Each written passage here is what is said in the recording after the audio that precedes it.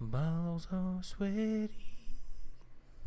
You missed that note. I did. Just sweaty. Sweaty balls. Everyone loves my sweaty balls.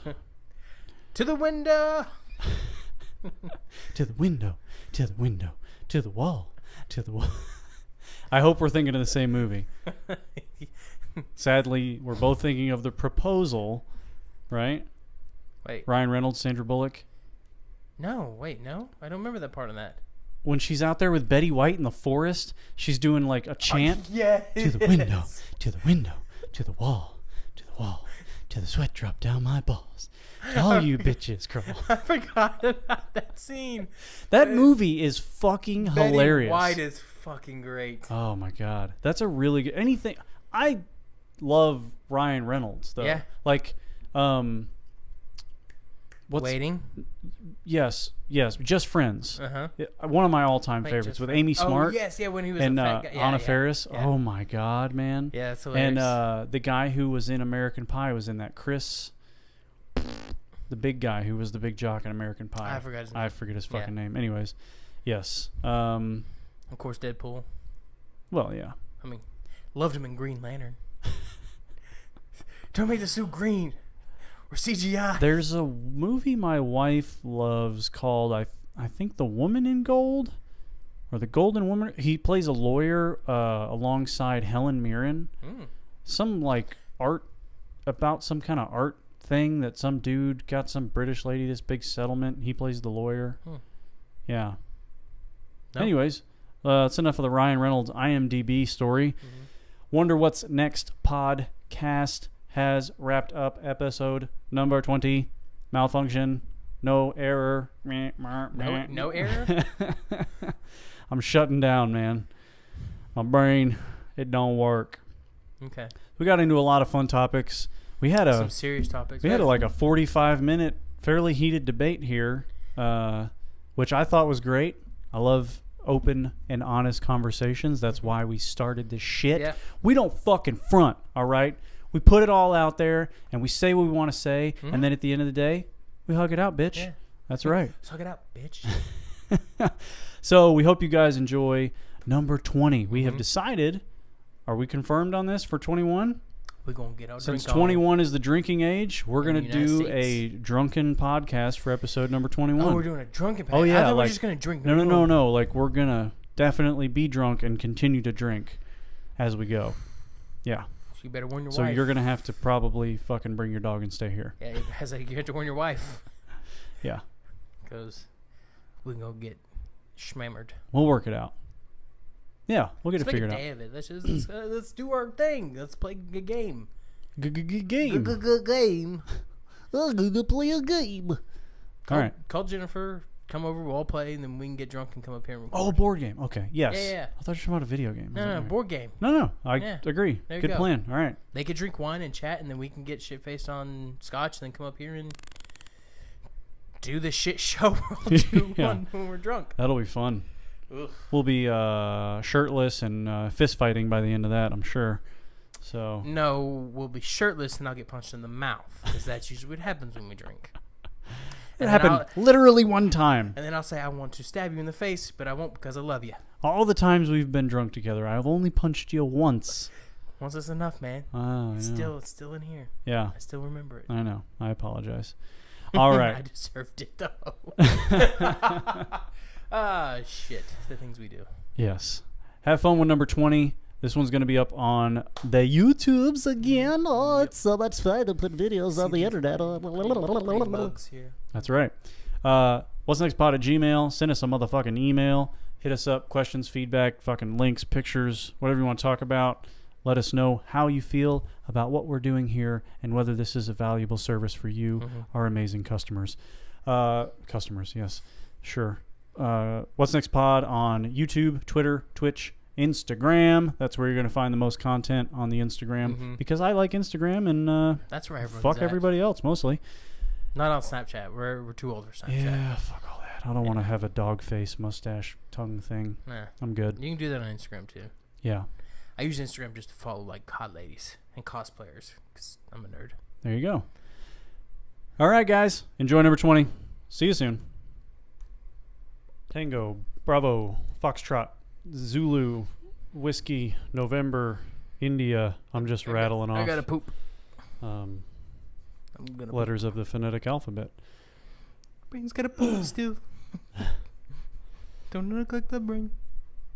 Are you recording right now? We in this bitch. Are we in this bitch? Yes. In the Wild Wild West. Oh my God, that's a fucking throwback.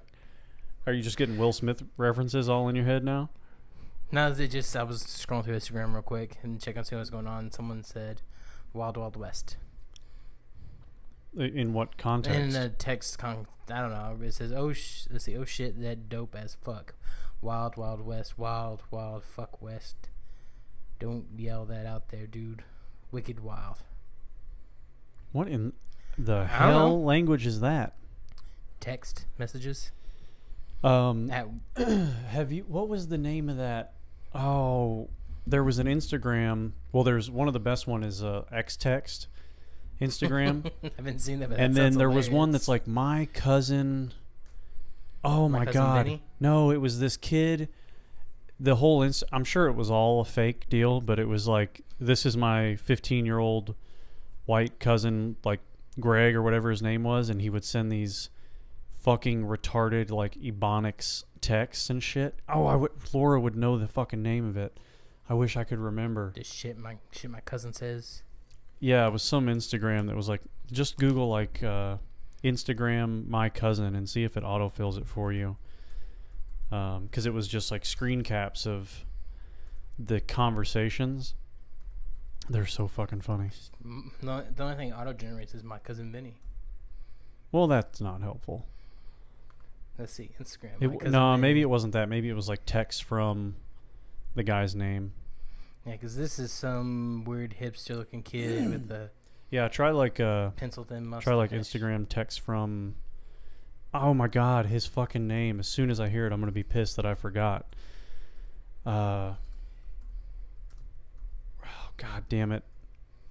Bennett, cousin. Yes, Bennett? yes, Bennett. That's right. Text from Bennett. Text from Bennett. Is it its own website? Well, now it's on a Tumblr. Tumblr. But those are all videos. Yeah, those are all videos. Here we go, Bennett. Are you really home from jail? Yeah, I've been out of jail for a few days, brah. Oh wait, hold on. Sorry, Adobe Flash Player just popped up in my way. Yeah, I've been out of jail for a few days, brah. We got HBO at my mom's crib now. HBO's turned. I make Crystal suck my dick while she hummed that Game of Thrones intro song. That bitch is ghetto as Dragon Slayer. What the fuck? Yeah, this entire thing. I'm sure it's just like this person texting himself or whatever, but they're fucking hilarious, these text exchanges. And just the thought of some girl blowing a dude going, it's hilarious, especially since that starts back up on Sunday. Oh, really? Because Ray Donovan is back next week as well. Who the fuck are you, Ray? Who the fuck are you, Ray? Yeah. Yes. Took my Fucking girl to awesome. the orthodontist today. She may be gotta get braces. It's hard to read. Dude, this shit. it's hard to read because it's so fucked up. You think if I slip him 500, he will break her voice box so she stopped talking? If I was an orthodontist, I'd have a side hustle where I broke Ho's voice box for 50. Shut your bitch up outlet store. It's orthodontist, bro. I ain't no fucking rocket scientist, dog. Only pussies like you go to Harvard. What's the name? Is it actually just textfrombennett.com? No, text from Bennett.tumblr.com. .tumblr. Okay, Yeah. so it's just a Tumblr. All right. Yeah, so we'll have to go back through some more of those in a bit, but they are... Hold on. There's one from Mercedes. So all these have had titles of like they're from Bennett. Here's one from Mercedes. Bennett just broke my Drake CD. Can you burn me another? Mercedes. He broke your Drake CD? Yeah. Why? He said Drake color coordinates his outfit to match his bowl of Fruit Loops. Oh damn! That's something. I can read this all day. Yeah, they're really good. I I found that website I feel like years ago, and I forgot. Yeah, I couldn't remember the damn name. Bennett. Text from Bennett. Pretty fucking great. It is good. That's good. Yeah. So. Well, number 20 has arrived. Yes, it has. Your dog just farted. That's what he does. Just right, Dude, right up in here in my face. He's really good at that. I can taste it. Well, you invited him up here. No, I didn't. I tried to block him off, and he stuck between us. Yeah, he's pretty crafty that way. So he's a little fucker. yeah. So big 2-0. We gotta celebrate cocaine and hookers. I mean, us wolves running around the desert looking for hookers and cocaine. just get going. Yes, we gotta. What's the topic du jour for number 20? What's the special secret sauce? Semen. Animal semen. Harold and Kumar. Fucking great movie. You Jesus. can go upstairs, have a drink, relax, fuck my wife. I gotta just say we could fuck his wife. I think he did. I heard everything he said. What was that character's name? Shit, I don't know. It was something like Buzzsaw or some goofy shit. No, Bonesaw was like the Macho Man Randy Savage's character in like the first Spider-Man. Yeah. Bonesaw is ready. Oh shit! Jesus yeah. Christ. No, I don't remember. I don't remember what's his name. What's his name? I forgot. Yeah. It has something to do with like the fact that he's a tow truck driver or some shit like that, right? Let's see. Because we all know that Malin Ackerman, as no one knows how to pronounce her name correctly, was that was the scene that made her famous, showing them titties. Some nice tits. Yeah. So that was good. Do you watch Billions? Never even heard of Billions. What's Billions? What? Billions on Showtime. Probably the best show on Showtime. Really hard to say that because Ray Donovan might be the best show on TV, but Billions is fucking amazing. I was asking that because she's in it. It's Paul Giamatti, Damian Lewis, who was in Homeland. Oh man, that show is the shit. No. Did you find his name? I don't know. Like they're not. I guess they're not in order by. It was a pretty obviously stupid name. Yeah, but they're not right now. They're not. Are they? Let's see. They're in order by credits order, not I guess by billing, because like Kumar, Cal Penn is like fifth down, so it's hard to tell who's. Because was Cole? I feel like it's gonna stand out pretty. Was Cole his name? Like his name? Like. No, man. The fucking character's name is gonna be pretty obvious. It was something dumb. Kenneth Park, class of Kenneth Park. I don't know. I don't know. Like it's like I said, it's not in. See, Neil Patrick Harris is like towards the middle. I guess he wasn't in there much. He had the best scenes in that fucking movie. He was pretty great. Got to see the. I'm down to the uncredited, and I'm not even sure. Okay. I'll name the people. Nathaniel Brooks is like the people. Tarek was the black guy. MPH. Leanne was his wife. Yes. Yeah. Okay. Freak Show. That's what That's it was. It was right. just Freak Show. How did you not? Did you just skip over that? I probably skipped over that. Yeah. So Christopher Melanie. Holy shit! That was Christopher Maloney. Maloney. That's. I didn't know his last name. I know You it was from, know who Christopher Maloney yes, from is? like Law and Order, right? No. Way more important than Law and Order. He's in Law and Order Special Victims Unit. Christopher Maloney is Casey Jones. No shit. Yes, man. Casey Jones, Okay. the great, who fought Raph in the park and whipped his ass. We Okay. should go back and watch those movies. We should watch those movies. I bet they hold Those are up. the best. I would bet that those Well, yeah, still 'cause hold they're, up. They're practical effects. And they're live action. Yeah. Yeah. Just like Jurassic Park holds up. Practical effects, man, hold up. That's true. E.T. I haven't CG watched in way doesn't too hold up. long. Jesus, I haven't seen E.T. since I was a little kid. I don't even know what's gonna be like. Spielberg's doing that Ready Player One Is he? movie. Yeah.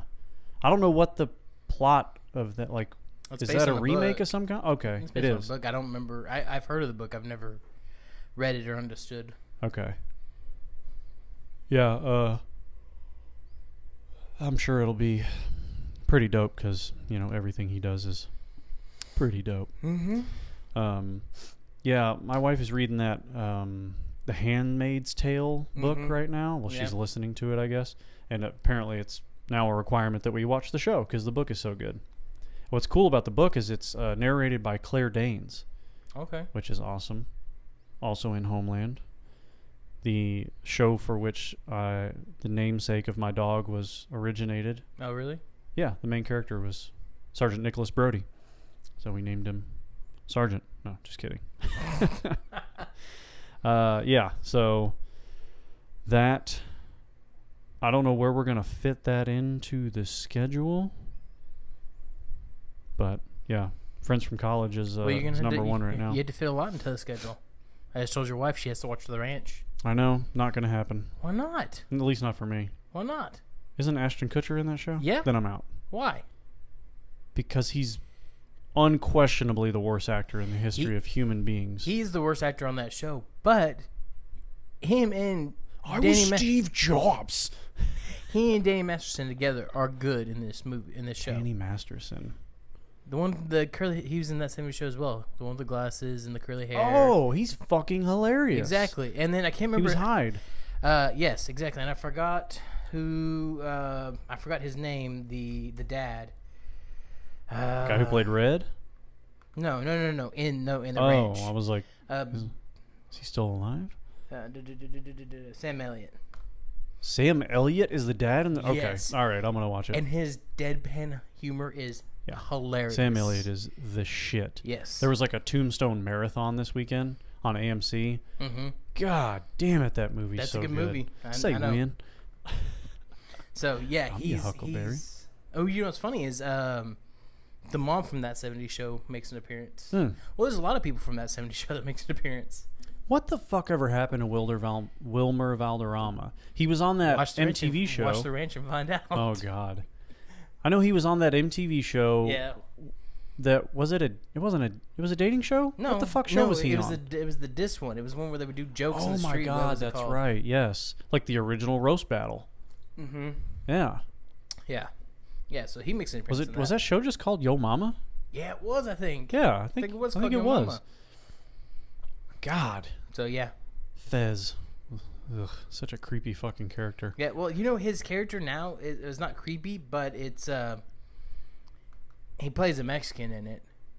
But you can't help but hear Fez when he tries, because he doesn't do it. It sounds Indian, like it doesn't sound like he's trying to be a Mexican character. Yeah.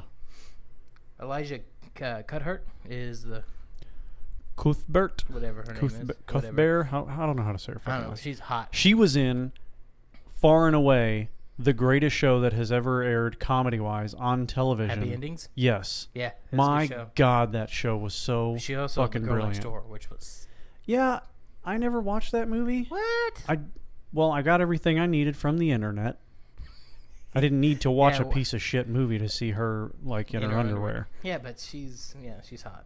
Yes, she's very adorable. Yeah, she's very cute. And then here's the other girl, like Kelly Goss. She's the other girl in it. Okay. She's very cute too. Cool. So I like it. I watched it. It was good. Kobe Smulders is in that Friends from College show. Obviously, Keegan-Michael Key is the main draw there, but Kobe. Well, yeah, yes, the main draw. Yes. Kobe Smulders, very underrated comedic actress. Like, I am. She's really good. A lot of people overlook how good she was on How I Met Your Mother. She was fucking brilliant. Yeah. I think a lot Nobody of people... asked you, Patrice. Patrice is in Better Off Ted, and her name is Patricia. Yes. Yes. Yeah, you're right. I was like, what the fuck? How did this work out? Wait, you sure? Yeah, I'm pretty sure it's the same girl. No, it's not. Okay. Not the same one. Well, maybe I'm wrong. Yeah, you're wrong.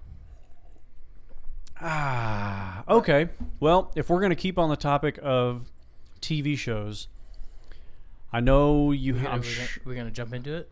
I'm sure you haven't... No, I'm saving that. I'm sure you haven't... It's not a TV show. Oh, well, it's I'm sure you haven't watched it, but I would highly recommend The Keepers, the documentary about like the Catholic Church cover-up. Oh, you and your wife keep mentioning of a murder. I'm not going to watch that. I don't watch documentaries that often. I have to be in the mood for a documentary. Yeah. I didn't watch, what was that one everyone fucking fell in love with, what about the killer or whatever? Making a Murderer? Yeah. I didn't either. Yeah. It didn't seem interesting to me. No, and that one doesn't sound interesting either. I'm tired of reading and watching stuff about the Catholic Church and their fuck-ups. I don't care anymore. I'm over it. So they're just going to keep doing the insanely heinous shit that they've been basically proven to do. So by me not watching that documentary means they're going to The continue. less people that know about it, the easier it is for them to continue to do that kind of shit. I don't care. About kids being molested I don't care and about being anything. covered up. And I don't care about anything. Then maybe they should go to the government. Maybe people should go to the law enforcement. Why should I care? Go to the police. And what happens when the police are part of the cover-up? Well, what am I going to do? I can't arrest the police.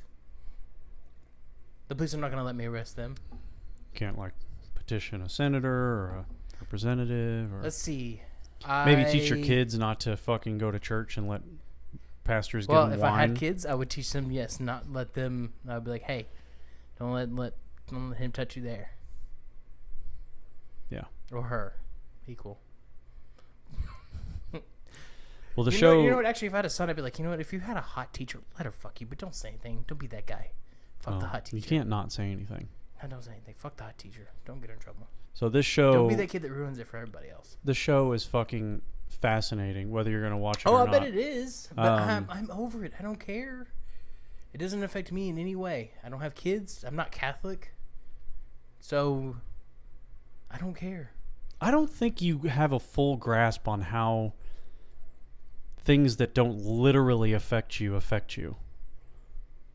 Like, societal impacts affect you. Like what? Well, I mean, the entire integration of this system into our culture has an effect on your everyday life. Like what? The people who make decisions in our government are still the same people who are in bed with these people. Mm-hmm. So their decisions are driven from the same motives that these pieces of shit have. Yeah. Which means they don't give a fuck about you or your kids. Mm-hmm. So how does that not affect you? Because they're doing just enough to keep me happy. They're not doing anything to keep you happy. Yeah, it is. I have a job. I'm making plenty of money. I'm happy. I have TV, internet, phone, food, water, shelter. But outside of your I don't care literal about anything bubble, nothing else matters. Not to me. Until my bubble incorporates that, I don't care. So if my son gets molested, Well, that doesn't impact you. I would be upset, but I would also be upset at you. Why didn't What the fuck am I going to do? I don't know. What am I supposed to do then? How can I know if if his life is being threatened by somebody? Well, how am I supposed to know that? Yeah, I'm saying if we find out after the fact. Like, Yeah. the point is to get the shit out of the way now. Guess what? Even if everyone got together and tried to get rid of the shitty people, guess what? Those good people usually end up trying to corrupt anyways themselves. There's very few people who get power and stay good without some kind of bending of their morals. Yeah, but like the problem is that the power is there for the taking, is what I'm saying. Like, there's this whole system in place that gives this one very, very tiny group of people such a stronghold over such a huge group, and it's all founded in horseshit, and then they just... So what are you doing about it then? I'm trying to have these conversations. Watching a documentary, that's it. No, I have conversations with people about Okay, trying but to have you understand... petitioned a senator about it? Have you done anything? Well, I actually am going to write about the guy who is still... he's been basically promoted through this system, and now he's at Johns Hopkins to petition their administration to fire him. Like, he basically covered up this entire thing the first time it kind of got out, and then they just moved him out of the Baltimore area. Okay. And then he's over at Johns Hopkins just making up more horse shit. Okay, Covering so up for the Catholic so Church. you're doing something about Yeah, it. but it's not just that. Like, having a conversation with other people and trying to educate, like, your kids and your friends, like... I know about it, but I don't care enough to do anything about it. Okay. I mean, what am I going to do? I'm not Catholic, so it doesn't affect me.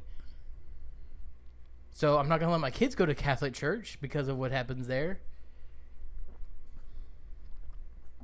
But it's not just the Catholics, and it's not Okay. just churches. Okay.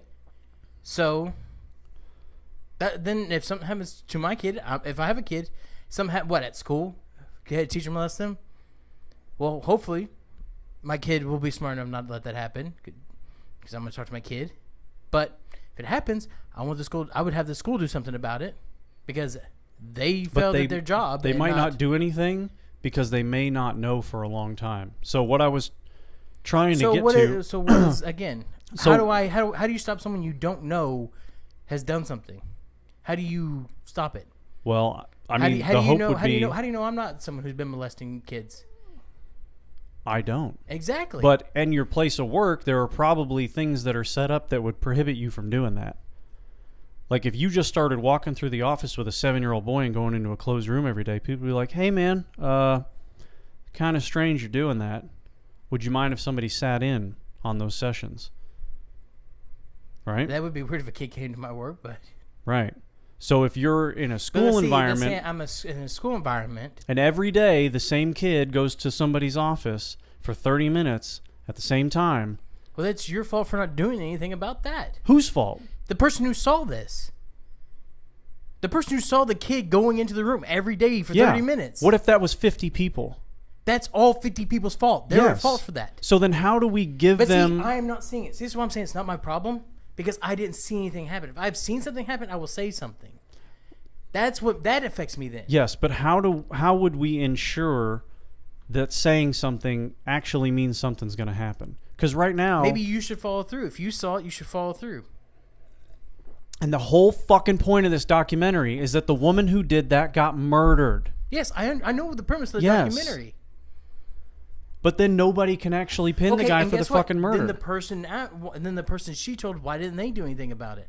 Why didn't she tell other people? Why didn't no one else see it? So if you and I both knew something and it got me killed, you'd still be talking about it? Yes, you died. I've always been a firm believer. If you want to go get my family right now, put them to gunpoint and say, if I don't do this, like something heinous, you'll kill them. I'm like, bye, mom and dad. Like, no, you're not going to force me to do anything I don't want to. That's what I'm saying. Like, so if you died, yes, I totally would get the word out. Like, my buddy was killed for that. Okay. I'm not they're going to kill me either way. I've never understood people who are like, oh, let's be quiet about this. This is them when they won't kill me. No, they're going to kill you eventually because you're becoming a liability. Yeah, so might as well just get it out of the way and maybe try stopping them. One of the whole concepts of like the church system, and it's especially like really strong in Catholicism, is, and I'm not saying that I support the people who struggle with this, because I wouldn't give a fuck, and that's just my mentality. They're like, they might know something's going on, right? And if they say something, it literally takes their entire life, their structure, their social status, all those kinds of things, and just fucking throws it in the trash. Their family gets excommunicated. They get fired from their job because this guy knows that guy. The cops start harassing them because of X, Y, and Z. Like, those things are enough to motivate people to just be fucking bystanders. Yeah, and those people are cowardly pieces of shit.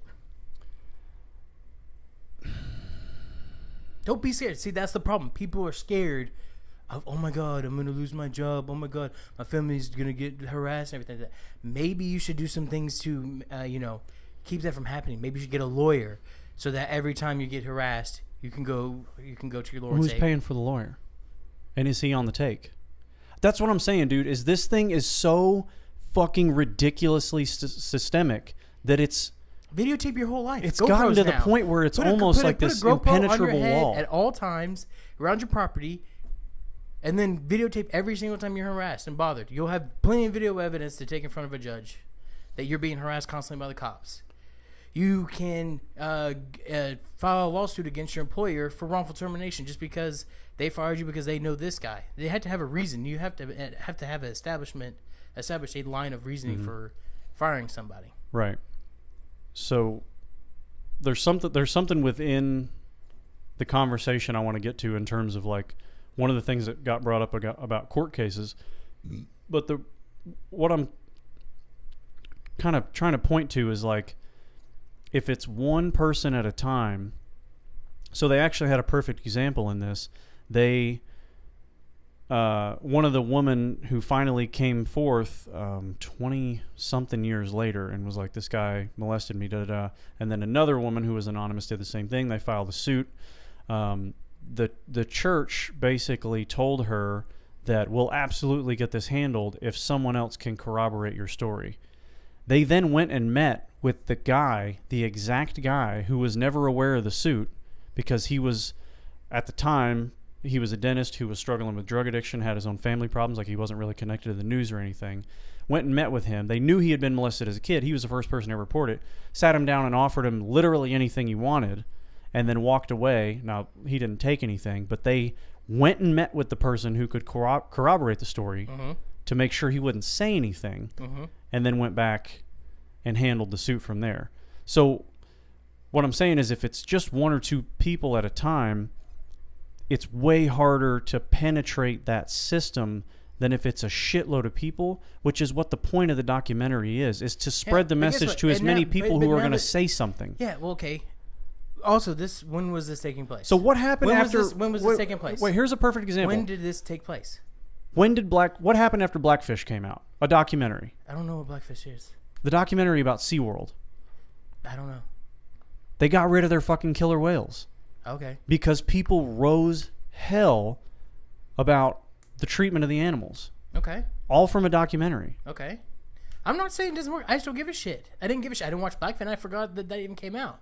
I didn't care about SeaWorld. I hadn't been to SeaWorld in like 10, 15 years. And I don't care about the treatment of their animals. Like, it's a fucking show. People went there for years, and now you're up in arms about it? You really thought they had a great life living in a fucking tank? Those people are in denial about the world. The world is shit. And we should just let it stay that way? I don't give a shit. My life's fine. If it started affecting me directly, I would care. But it doesn't not affect you. It has not impacted me in any way. I could not disagree more. How has it affected me? Dude, No.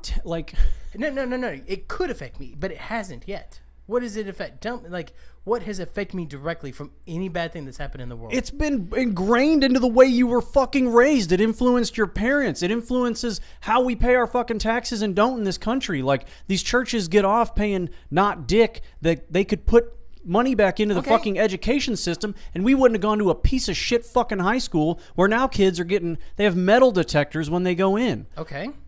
I mean, it's a constant snowballing effect of this bunch of shit goes down to everybody. That hasn't affected me.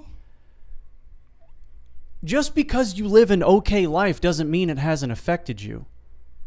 Things could be way better, way different, or way worse. Right. Exactly. I could live in fucking Iraq right now, where I can't even tell if I'm gonna get bombed or not. I live in America. We have the opportunity to not be in that situation and improve ours, and improve the situations of others, which is really the entire kind of concept behind this. I have never seen any kind of thing. I've never seen, short of the civil rights movement, I have never seen any kind of protests work in recent years. Occupy Wall Street to fix anything.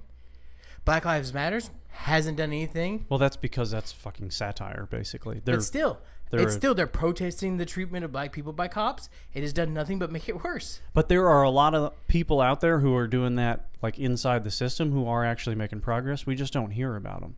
Okay. That's fine. So there are attorneys that represent, attorney groups that represent black youth for free. Okay, but see, they're legal people. It affects them. It's their job, and they want to do better.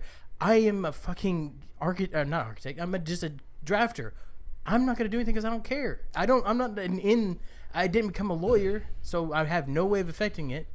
I could write to my senator, but who gives a shit? I don't even know who my senator is. I don't care. I've never voted because I don't give a shit, because no one ever has the same opinions I have that I would ever vote for them. So what would it take for something to impact your life? Something would actually have to happen to me or my family. Like what? I don't know. Are we talking just physical harm, or? I don't know. What are you talking about? let's say, for instance... We live in America where, yes, stuff is shitty, but yes, stuff is good, too. Yes, taxes and things, and the money is being spent inappropriately. You know, the president is spending more time on the golf field, or the golfing courses, than he is in the Oval Office. I didn't vote for him, so I don't give a shit. The rest of the people fucked up. Y'all were stupid. Y'all should have maybe, thought about who you're voting for. Maybe voted for an actual political person, not some dude who runs a business. Okay, so why is it just the responsibility of the people who do vote? No. It's your fault for voting him into power. But whose fault is it for not voting for somebody else? Why would I vote for someone else? What if I don't want either one of them in power? Then you find somebody that you do? Okay. But there was no one I wanted to vote for. Did you look for anybody? Nope, because I didn't give a shit. Right. Because we're a two-party system. It was Hillary or it was Trump. We are a two-party system. Until we break that, then it'll be better. And how do we break that? We can't. We won't. We are a two-party country. It's where the country's going to be. No one in the Republican Party or the Democratic Party is ever going to want to split it up, because that's how they hold the power, by being unified on a side. If everyone was independent, nothing would get done. And so if and they know they can never get power. If enough people are able to hear about, let's just throw out a name, somebody like Gary Johnson, and get behind him and get enough votes behind him, that doesn't change anything. I don't know who Gary Johnson is. He's basically an independent. Okay. Yeah, he's a libertarian, but he'd be considered independent. Get the word out. Yeah, about his. But see, the problem is there's no money in independent. The money is in the Democratic or the Republican Party. There is, if you reach the right people and they back you. There are plenty of private. There's plenty of private money. There's not enough coverage then of it yet. There's not enough yet. So if Dwayne Johnson realistically wanted to run for president, he's got enough coverage to get out the word. Okay. And I wouldn't vote for him because he's not because he's not a fucking traditional politician? Yeah, because he's a movie star. What does he know about politics? What does Donald fucking Trump know about politics? Exactly, and that's why I didn't vote for him. Yes, I am on your fucking side. But you didn't vote for a politician either. Because I didn't think Hillary should have been in either. And again, back to a two-party system. Neither one of the candidates were I thought were a fit to be president. So I voted for neither. Yeah, I could go vote for some independent, but guess what? Then they would get 2% of the votes. It doesn't matter. At least you're expressing your fucking opinion. And until the system breaks of two-party systems, it doesn't matter. To me, it doesn't matter. And we will never break that system. So that's my problem, is everybody feels the way you do. Like, okay, well, it's a fucking two-party system and it's locked in. Well, Catholic priests fucking touch boys' dicks, and that's just what the fuck happens. So tell that to the kid who got molested when he was 9. That's, hey, man, it's just what happens. Where were the parents? You know? Where were the parents? They don't know about it a lot of the time. Why wasn't the parents with the kid?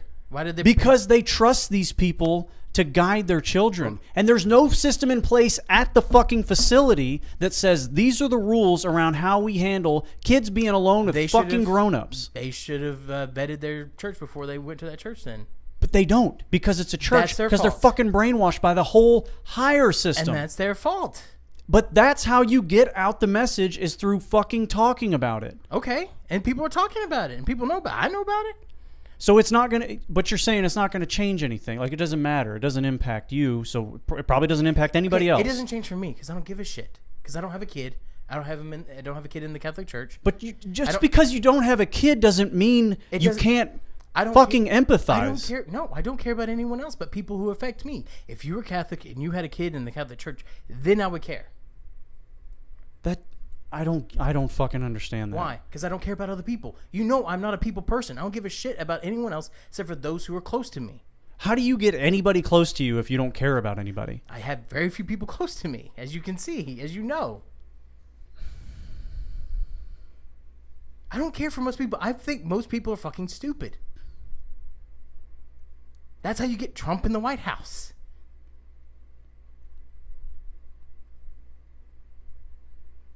So how is it? How is me doing anything about it going to affect it? I mean, it's not even a matter of It's going to doing take me. anything It's going to about take it. me. It's going to take me effort to go to write to a politician about something that's not affecting me directly. If it affected me directly, then I would care, but it doesn't. So 20 years ago, a kid gets, I don't know, let's say, I'm sure this has happened, gang raped by some priests. Okay. Hates himself for most of his life. We're at the Whole Foods down the street. This kid decides he's going to shoot 20 people. Okay. Walks in there and shoots everybody. Okay. No impact on you? Did he shoot you? I mean, he may have gotten the drop on me. Yeah, he may have shot you. Okay, if he shot me, then I got shot. What am I going to do about it now? I was shot. How is it so hard for you to understand that if it doesn't affect me? Because these things are preventable. Okay, let those people in those positions, let those people in the church take care of it. Maybe They're not going to. Then there's the problem. The people who are in it, the people who have that moral compass, the people who are not who do. Yes, and the only way to get them out is to have people from the outside come and say that this is not okay. This is bullshit. This is unacceptable. Okay, people who are part of the Catholic Church. No, not Catholics. No. They're not going to do it. Then that's their fault for being mindless fucking idiots. If they believe that their church is perfect and just mindlessly go to church and let this stuff happen, that is their fault. They play a role in it, yeah. Okay, whose fault is it if you overdose on drugs? The drug dealer who sold you the drugs, or you for taking the drugs? Well, I believe it's mine. Exactly. But so whose fault is it for taking their kid to a church where there's people who are molesting kids? The person doing the molesting. Exactly. So get Not that the person fucking out of parents. it. So get the fucking kid out of it. If you know there's these allegations out there, why are you still taking them to the church? No, because it doesn't happen at my church. Wouldn't happen here. But my pastor's a great guy. But it could happen. He drives my kid home from soccer But practice. it could happen at your church. Exactly. Yeah. It probably is happening. So why do you still go there? How do you know it doesn't happen? Do you follow your priest around to make sure it's not happening? No, but does anybody else? Okay. It's your responsibility to take care of your kid. It's Yes. your kid. Okay. So If when I drop off my son January 1st at this preschool, if one of those teachers kicks him in the fucking head while he's there, that's my fault? You should have vetted the place. You think I haven't? Okay, if you believe it's good, then okay. Yes, I'm putting my fucking faith in these people. But they have systems in place where they don't have any one teacher alone in the room with the kids. You vetted yes. and found out that. What about the people taking their kids to the church where that's not happening? They probably just assume that everything's okay. That's the problem. Don't assume anything. Assume everything is wrong. Assume everyone is trying to fuck people you. could just be good fucking people. People are not good people. That is not our nature. We have hundreds of years of history to see we are pieces of shit. So the people who aren't pieces of shit shouldn't do anything about the people that are. We sold other human beings into slavery. Like, we're pieces of shit. Yes. We put people in And gladiatorial then people arenas. spoke up and said, hey man, not okay. And then there was a fucking war over it. I'm not talking about our country. I'm talking about actually earlier than that. Rome, things like that. Yeah. Okay, well, so they were either fighting about the fact there shouldn't be slaves or they were fighting for the slaves, depending on the area you're in. Okay. But at some point, we got to the fact that it's not okay. It affected them, so they did something about it. No, it didn't. Most of the people who were part of the abolitionist movement and the civil rights movement even later weren't directly affected by it. There were plenty of white Southerners who were part of the civil rights movement who were in a way better position to not fucking get involved. Well, guess what? Then they cared. I don't care. I don't know why you're asking me. I'm not everyone else. I don't care about everyone. I don't care about anyone but myself. Okay. That look in your eyes is so disappointing. Like, you just don't get it. Like, how could someone be that way? That's just the way I am. I don't care. But telling me you don't care about anybody else means you really don't. I don't.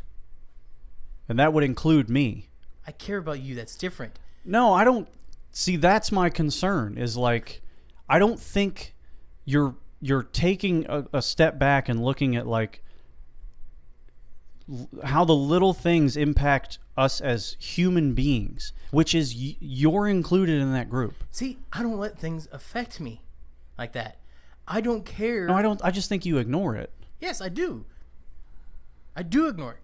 Because if not, I'm going to just be an angry, bitter person. Well, I'm not an angry, bitter person, but I still think about these things. Well, that's just, we're wired differently. Because shit like that just pisses me off when I try to think about it.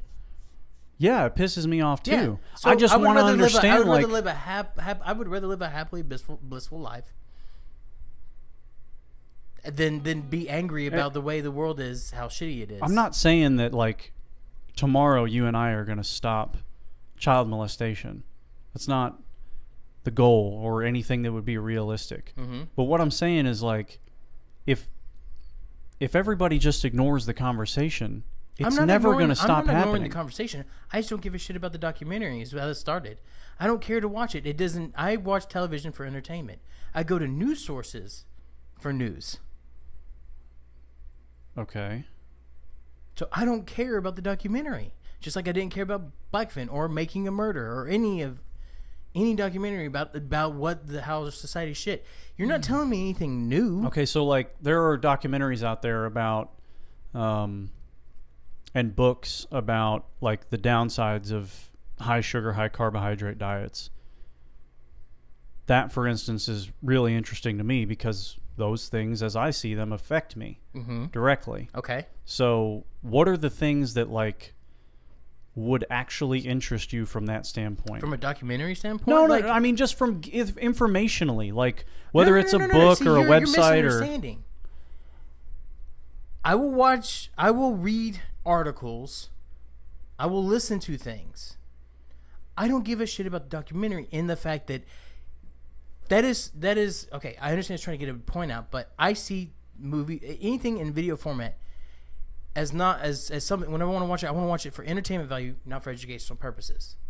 Fair, yeah, I get that. Yeah, so that's what I'm saying. I don't give a shit about the documentary. I already know about all this stuff you're talking about. I didn't have to watch the show to know about what's going on in it. Everyone's known about what's going on in the Catholic Church. I mean, I think a lot of people have their assumptions about it. If you really think that wasn't happening when that stuff came out. Here's what I thought, is that there were some priests who touched some kids.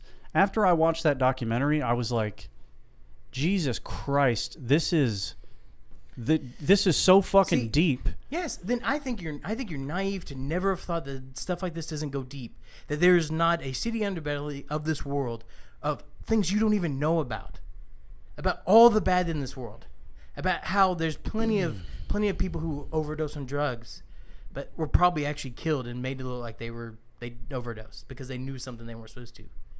Yeah, I mean, we've heard stories like that. Exactly. So to think that it wasn't trying to be covered up at the highest level where it would embarrass the church is naive. The church governments, everything like that, by people losing faith in you, you lose your power. And people will do anything to keep power. So to believe that like, oh, I heard rumors that this was going on. If you heard rumors, there is a good possibility that is true, that it's going on within a big body. Individually, that's different. So if there was rumors about you molesting your kid, that would be tough for me to believe because to cover it up would be a lot harder because you're not a large body. You don't have nearly as much to lose. Well, I think it would be a lot easier because there aren't any witnesses. Exactly. Right? Yes, but you don't have nearly as much to lose as the entirety of the Catholic Church. You stand to lose so much more if people lose faith in you. So you will do everything you can. If you lose your position with them, basically, like... Because they think that the people at the top of the church are the guys that are connected to God. They're the holiest and the most. But you know what? But see, they can't be wrong. Again, how naive people are. There's cardinals driving around in Mercedes-Benz and with $1 million homes, and you're going and how can you not see that you're contributing to a fallacy? How can you see that someone has how you're evangelical and I can't say that fucking word right now. Evangelical? Yes. How that preacher is flying around in a fucking G5 and you're like, who's doing God's work? I was like, let that motherfucker ride coach. Guess what? If anyone reads their fucking Bible, they will know Jesus was a goddamn carpenter. Doubt he was rolling around on fucking shag carpets and fancy shit with palm fronds in his face. With the fucking Xerxes tower carrying him around. Yeah. No, he fucking walked on his goddamn 2 feet in shitty probably sandals in the middle of the fucking desert and stuff. So here's... So people, but this is why I say I don't care for people, because most people are fucking idiots. You are not an idiot. I care about you. That's where it's different. I believe people as wholes, as a whole group, are stupid. Yeah. There's individual persons who are smart, who understand things, who are not dumb. But when you get large bodies of people together, you have mob mentality, and people become fucking stupid. Yeah. Well, so that's why I don't care. That's why I try to live my blissful life, not caring about other people's shit. The minute it does affect me, I will take a stand. But it's not affecting me, so I'm not going to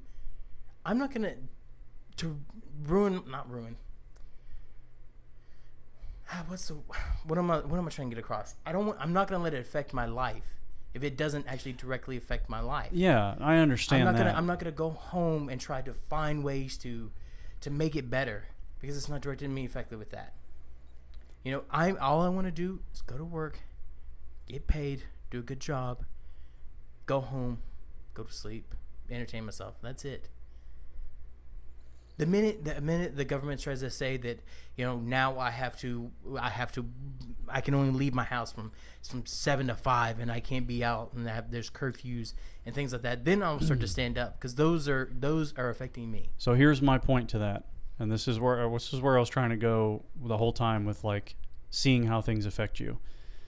And I don't want you to take this literally, I don't see us headed in a direction where something like that could ever happen. I think we've luckily broken, like, the opportunity for that. What do you mean? We're total control? Yeah.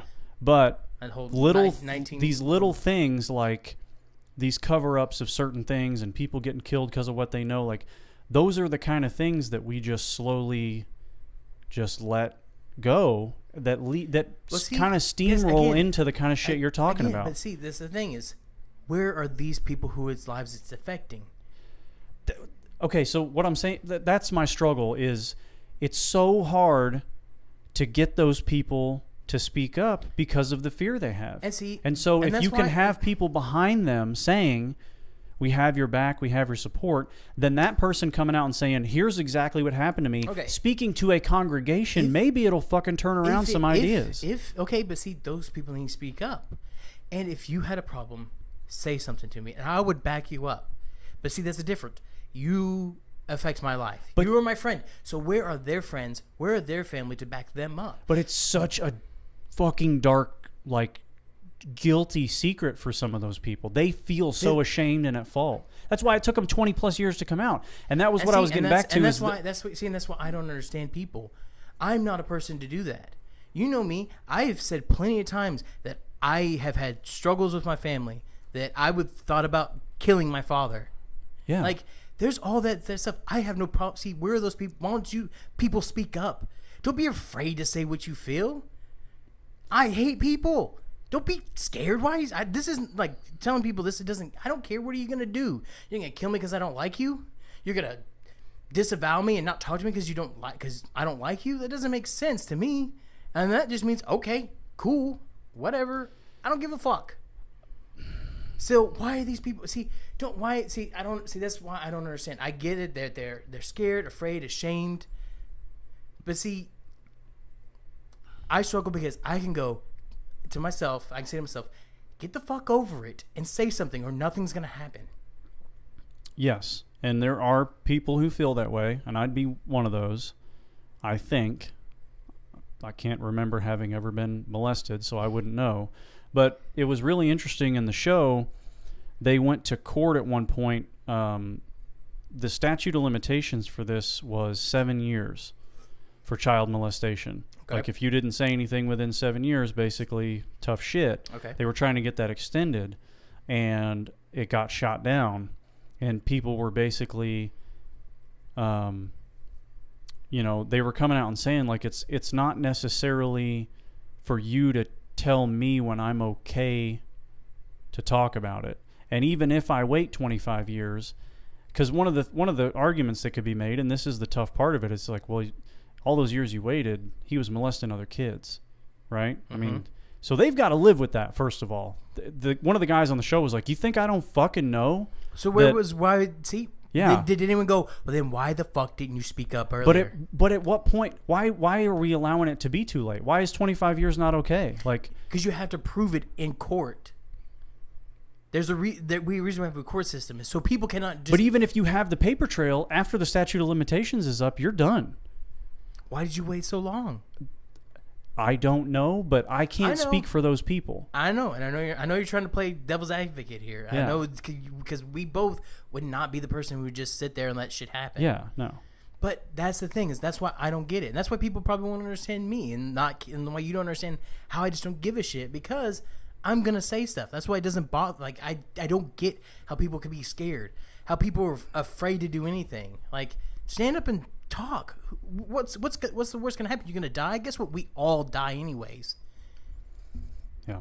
So what? Would you rather live a life knowing a horrible secret and knowing things are bad for other people and letting them have a terrible life too? Or would you rather just speak up, get it out of the way, and hopefully this animal is behind bars and can't do this to anyone else? Do something about it. Again, that is what I'm saying. When it affects me, I would do something. Okay, so if you were to come to me and say, my son was molested by the church, I would go, all right, we got to do some shit about this. We need to find out who did it, how, where, and find a way to take care of it. Whether if we start following the priest around, start videotaping him and see what he's doing to try getting proof that this happened. Right. Not to belabor the point, I understand why you don't care to watch the documentary, but what I was getting at is, like, without things like that, people are just going to stay in the dark and still believe that let the idiots who only watch television shows and movies and things like that to get their information, let them get that. I'm not that person. I'm going to read news articles and things like that to find my information. Well, a lot of people who are writing those articles and stuff, though, aren't going to talk about this. Does that make sense? But maybe not this. Yes, maybe not this one directly. But come on, like there's been plenty of articles and stories written about this. Yeah, right. But more and more is not a bad thing. That's what I'm saying. The more that kind of shit comes out, the more it's going to give those people courage to speak up. That's and good. make the Catholics wonder if they're fucking trusting the right people. I am not arguing against it. Yeah. I'm arguing against it. I don't give a shit about it. I'm not going to watch it because I already know this information. This is not new information to me. So I don't see why did it take a fucking documentary for people to do anything about it? Well, it's not just this documentary is not changing the world. But see, why for the documentary to do something about SeaWorld? Why do people not look at SeaWorld and go, that's a tiny little water tank for such a large animal. They're used to roaming free in the oceans. They can't be good. I mean, I can only imagine. It's like being in prison. I wouldn't like being in prison. Yeah, but they're not going to go and check into... It's the same way that you and I don't go to our cattle farms and make sure they're being nice to the cows. Yeah. You know? I mean, it's the reality of that side of things. And until... But why did it until the message is powerful enough to get you to change, like, to only eat local grass-fed beef... But see, even if I was to watch the documentary, it wouldn't affect me. I would still... Oh, no, I'm not saying you have to watch the doc. I'm done with that point. Yes, but see, there has not been a powerful message yet to motivate me to do anything. Okay, so that's what I was trying to ask, is like, what are the things... It would have, like I said, it would have to actually affect my life and those that I care about. So if... Okay. So there's nothing on your plate. Nothing that you worry about right now. So whenever your cousin was murdered, we went around the fucking town looking for who did it. Yeah. I would do anything for you on that. I was there. I was like, I'm going to help you find this person. Even if I had to bury a goddamn body, I was willing to fucking kill someone for it. Right. But see, that affected me personally. So that's why I did something about it. Yes. Until stuff affects me personally, I don't care. Because guess what? The world is shit. Okay? All you could do is be the good example. Okay? By not molesting a kid, by working hard, doing your job. I love that your first fucking statement was by not molesting a kid. I like that. That's a good number one. That's a good number good one. number one rule. No, don't touch just kids. Don't be a fucking piece of shit. Don't be a cunt. Number one rule in my house. Exactly. But Yeah. that's the thing is, like, seriously, if you were a good influence, the world should get better. But if you're a shitty influence, like someone who's molesting a child, you are the reason why the world's a piece of shit. And those people who are protecting you are pieces of shit. Guess what? You know what they should have done? They should have killed that priest instead of the woman. Because then their stuff would have gone away. And they would have been in better shape because they wouldn't have a cover-up on a priest or a woman who was killed for trying to trying to bring out the story of a priest molesting children. They should have knocked him off because then they'd been one less likely. Because usually when someone does something once, they usually do it again. Yeah. Very few times do people do something bad once and not try to do it again. I've gotten a shit ton of speeding tickets. That has not deterred me from speeding. Because I speed. So I'm going to continue to speed. And it's going to happen, even though I keep getting tickets for it. Yeah. Yeah, I mean, So unfortunately, that system, that kind of, the things that are done to those kids is driven from the very top.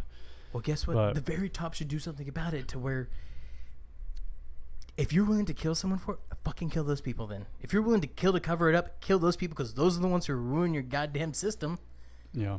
You're fucking it up for everybody, Larry. Exactly. Fuck Larry. Kill him. He's the one who's fucking it up. Yeah. I just, it was just so fucking infuriating going back to the same point you made a minute ago of like, you're just watching it going, how do you people not fucking see this? How do you not see, first of all, I mean, I can kind of get that, like, once you're in it and you trust these people, you wouldn't expect them to do anything bad. But why the fuck are you believing anything they say in the first place? Like, how do you... Because, see, the thing is, we don't... Why does it work in your head? We don't trust people. And that's the thing. But I just operate on logic. And logically, their argument makes no sense. And people don't operate on... Lots of people don't operate on logic. On emotion. Yeah, it's tough. It's really tough. And that's... I don't want to ever, and that's why. See, that's why I will probably in my lifetime, I may never vote because knowing that it's gonna be really hard to find someone who is a legit candidate who is where I am at, more middle of the road. Why don't you run? You can be 35 in 5 years. I don't play the game. 4.5. I don't play the game.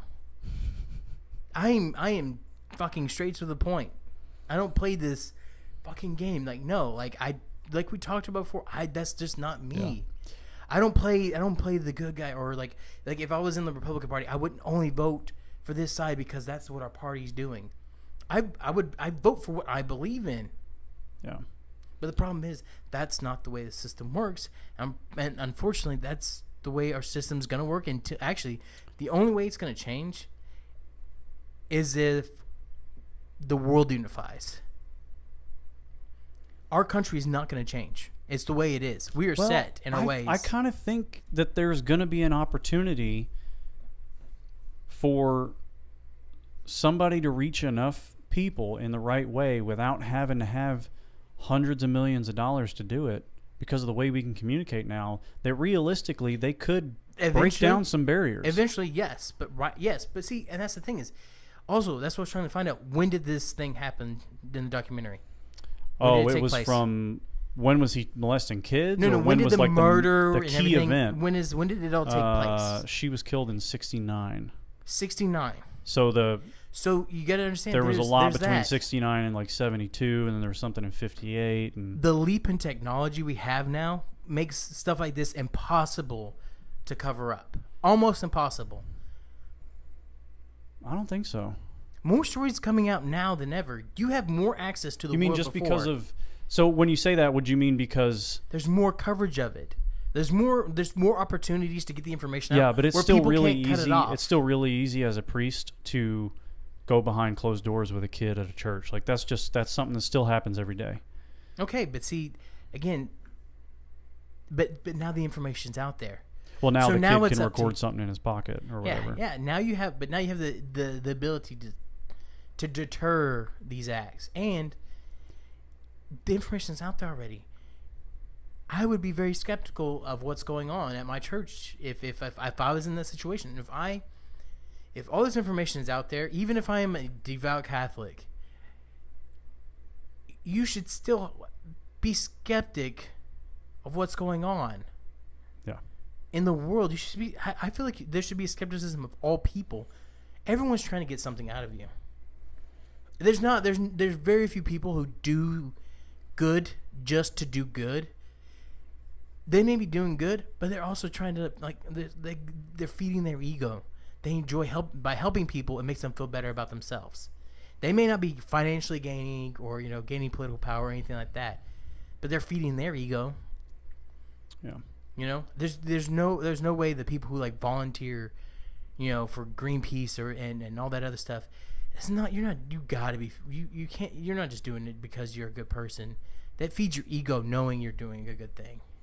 There's no way you're just I'm just doing it because doing the fifth dive and shit. Yeah, well, I think that's the whole genuinely altruistic argument is a fallacy, but I'm okay with it. Like when I've gone and done some charity work or things like that, you can't help but feel good about it. Exactly. But I'm not doing it so that people know about it. But it's not necessarily but I said feed your ego. Yeah, but I don't think there's necessarily anything wrong with that as long as you're still doing a good thing. No, but I'm still saying they're getting something out of it. Yes, yeah. People don't do things just because. Most of the time, yeah. I would say so. They don't just we're not up here just to do a podcast to talk. We're here to see each other and talk, but also eventually I would like to make some money out of this shit. I'm not gonna lie. I would like to give sponsors and stuff like that.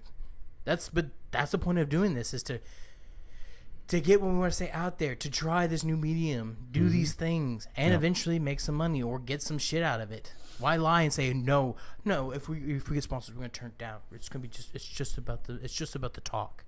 No, that'd be awesome if I got a free mattress from Casper Mattress. That'd be sweet. I'd take that right away. I don't give a shit. I just got a new mattress. I'd take that one too. I'll put another bed in the living room. I don't give a shit. Send them an email. Exactly. Or maybe Blue Apron will pay for a few more of my meals. I'm already giving them so much goddamn money for that anyways. Maybe they could send me a few free ones now. Yeah. But that's the thing.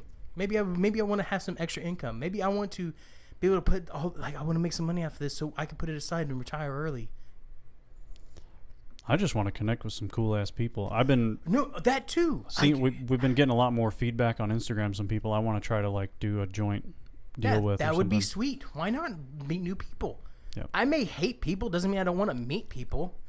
I'm just going to treat everyone with. Everybody's got an open opportunity to get some hate. Exactly. Exactly. No. But see, I give everyone an opportunity to. Okay. You're an equal opportunity hater. Exactly. You get a chance. Hate. You get a chance with me, but if you fuck it up, you fuck it up. What if you fuck it up? Oh, then I fucked it up. You don't get a second chance? If you don't give me a second chance, then that's the way it is. I probably would feel hurt. I'd be like, oh man, what did I do to fuck it up? And they can tell me what it is. I go, well, you know what? That sucks, but that is me. Yeah. We could disagree, and that's fine. I don't care. I am a little that will hurt my feelings. I do have feelings. It will hurt my feelings if you don't. It will hurt my feelings if you don't like me. I'm a human being. But guess what? I'm gonna give up. Or not give up. I'm gonna get over it, and not give a fuck. It'll hurt at first, and I go, oh man, they didn't like me. Damn. I usually try to be a nice guy and If I judged every decision I made on whether it would make people like me more, I'd never do anything. Oh, I don't make that decision. Oh, no. See, I never make a decision based on whether people are gonna like me for it. Yeah. There's been plenty of decisions and things I've done that made people not like me. But I'm okay with that. Yeah. Because having people like you is not going to make my life any better.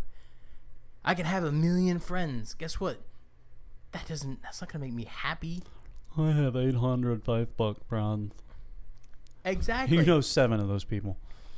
If that. Yeah. But see, like, that's what I'm saying. Like, people who have tons of friends, good for you. That makes you happy. But guess what? Having lots of friends doesn't make me happy.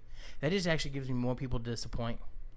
Whenever you ask me to go out and I don't want to go out. Because guess what? I want to just stay home and watch television with my puppy. That's it. Yeah, you know, I've strongly considered, like, from time to time sedating my dog just so I can have a day where I just lay on the couch with just his warm, fuzzy body without him being a fucking nut job. Yeah. Although he's laying down over here. Okay. I was like, he is just hanging out right now. Is he on his bed? Yeah. Okay. But see, that's it. Like, that's what makes me happy is being alone. I'm different than most people. I have to have my alone time for sure. I was talking with my wife about that yesterday.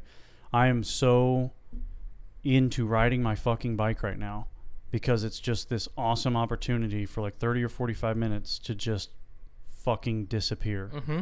Like, and with all the crazy shit that just goes on in my day, I wake up, I'm working, got all this shit, meetings, office, this, that. I'm getting phone calls until 7 and emails until 9 and shit. And like, I just got to have a window in there where like, there's nobody around. It's just me and this fucking bike and usually a podcast and like some trees and shit because I'm riding through the park.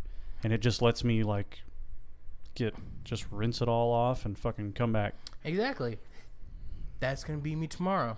I will not be turning into a cyclist, though. You're not going to catch me in those fucking hot pants with my twig and berries all smashed in there. No, that ain't happening. Like, my dad called me before I came over here and invited me over to the house because my aunt's in town. I said no because I need tomorrow off from everything. Yep. I've worked a lot. There's a lot of shit changing in my life right now. My place is a fucking mess right now. It is embarrassing. I gotta spend tomorrow cleaning and after that I'm gonna clean in the morning. I'm gonna sit down. I went and bought John Wick 2. Oh yeah. Yeah, I'm gonna sit down. Still need to see the first one. I'm gonna watch me some Keanu Reeves shoot up some people. Why did we go too far? He said we went too far. Yeah. You should see John Wick. I know. I want to see both of them. I've heard they're fucking awesome. Well, I mean, if you got 4 hours tomorrow, you can come over. Shit. Yeah. I'll buy the first. I got about 40 minutes. I'll buy the first one. We can marathon it real quick. Yeah. No, but the first one was a good movie, so I was like, you know what? I want to watch the second one. That's what I'm gonna do tomorrow. Yeah. Tomorrow I'm going to clean. I'm gonna do everything I need to in the morning, get it out of the way, and then I'm just not gonna do anything the rest of the night. I'm gonna relax. I'm gonna watch the movie. Probably cook my meals for the week. And chill. That's it. It's the way to do it. I need time away from doing stuff. Yeah. I like just. You gotta let your brain. I just gotta sit there and cool off. Do nothing. Yeah. I feel you, man. I've got a. See, I just remembered. I can't even do that. I gotta do some stuff to get prepared for work on Monday. Fuck. Well, you can take a break in there. I don't know. It may be fun. This programming stuff. So. Yeah. I may have fun doing it, so it really won't be like doing work. But oh well, that was a little over an hour worth of conversation. Was it really? So let's keep talking about shitty people because I want to tell you about what happened today. Okay. So Jesus Christ, that was over an hour. Well, whenever we get in heated topics and I want to talk, we talk a lot. There you go. Lots of times, if I have nothing to say, I just sit here and you talk and I listen and go, yeah. Like a fucking Last Action Hero when he sets down the tape recorder next to him. Yeah. Exactly. But see, whenever we talk about stuff like that, it's a debating conversation. Yeah. All right. So what else about shitty humans or stupid people? Okay. So I went to this grocery store today to get a few items. Which grocery store did you go to? Walmart. Okay. I never get out of there cheap, and I go in there just to buy random bullshit. Because their prices actually aren't very good. Yeah, but still like this is. But I didn't go really get food because I have my meals. I went and bought like deodorant, soap, cologne, fucking like I bought some baking sheets. I was gonna make some blueberry Oh, muffin. I was picturing laundry sheets for a second. No. Okay, yes. Baking sheets. Yeah, I'm baking. gonna yeah. make some brownies and blueberry muffins, just cause I was like, you know what, that sounds like fun. Okay. You know, I bought random Did you get an shit. apron? No. You got to get an apron Should I if you're get an apron? baking. Okay. Yeah. Why don't you buy me an apron that says like "Kiss the Cook" or something? Okay. Okay. I'll get you one. Okay. Way early birthday present. All right. But that's the thing is like I went and bought just random bullshit and it was like $200. I was like, what Jesus Christ. the? Yeah. Baller? I know, but I went in and bought like random like stupid shit. I bought a bunch of like I bought like stupid stuff like these Clorox toilet bowl things like you just stick it in. Oh, those are fucking amazing. Yeah, I bet so. I want to see what it's like. I was like, you know what, my toilet, I'm constantly having to clean it. I'm gonna try these things to see if it just stays cleaner longer. They work. Do They're they? pretty good. Okay, Yeah. see You still that- have to scrub it like once a month, but they work. I had to scrub it every goddamn weekend. Jesus. My toilet, that toilet's not a good toilet there. Well, I wouldn't think so. It's a pretty shitty toilet. So yeah, and I have some serious bowel movements, so just go by that. But buying random shit, like the only food I bought some frozen fruit for smoothies and things. I bought some chimichangas for whenever I don't have meals and I come home for lunch. I just need something to warm up. So those are my whenever I'm like, oh shit, I didn't cook dinner last night and I have nothing here. And then Chimichangas were your choice. I usually get cheap shitty food for those situations. Yes. Okay. Don't quit judging me. Hey, I said okay. No, you're judging me. I see the judgy look. It's not a judgy look. It's more of like a broken-hearted sadness and disappointment.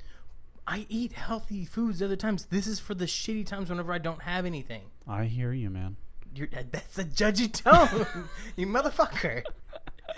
Look, sometimes you want to eat shit, and not Sometimes you do. And guess what? And some people are not like you who want to just wait till I have 1 week and eat glazed donuts. Oh, got the order. Don't have any scotch here, though. So just donuts, I guess. Damn it. Go get some scotch.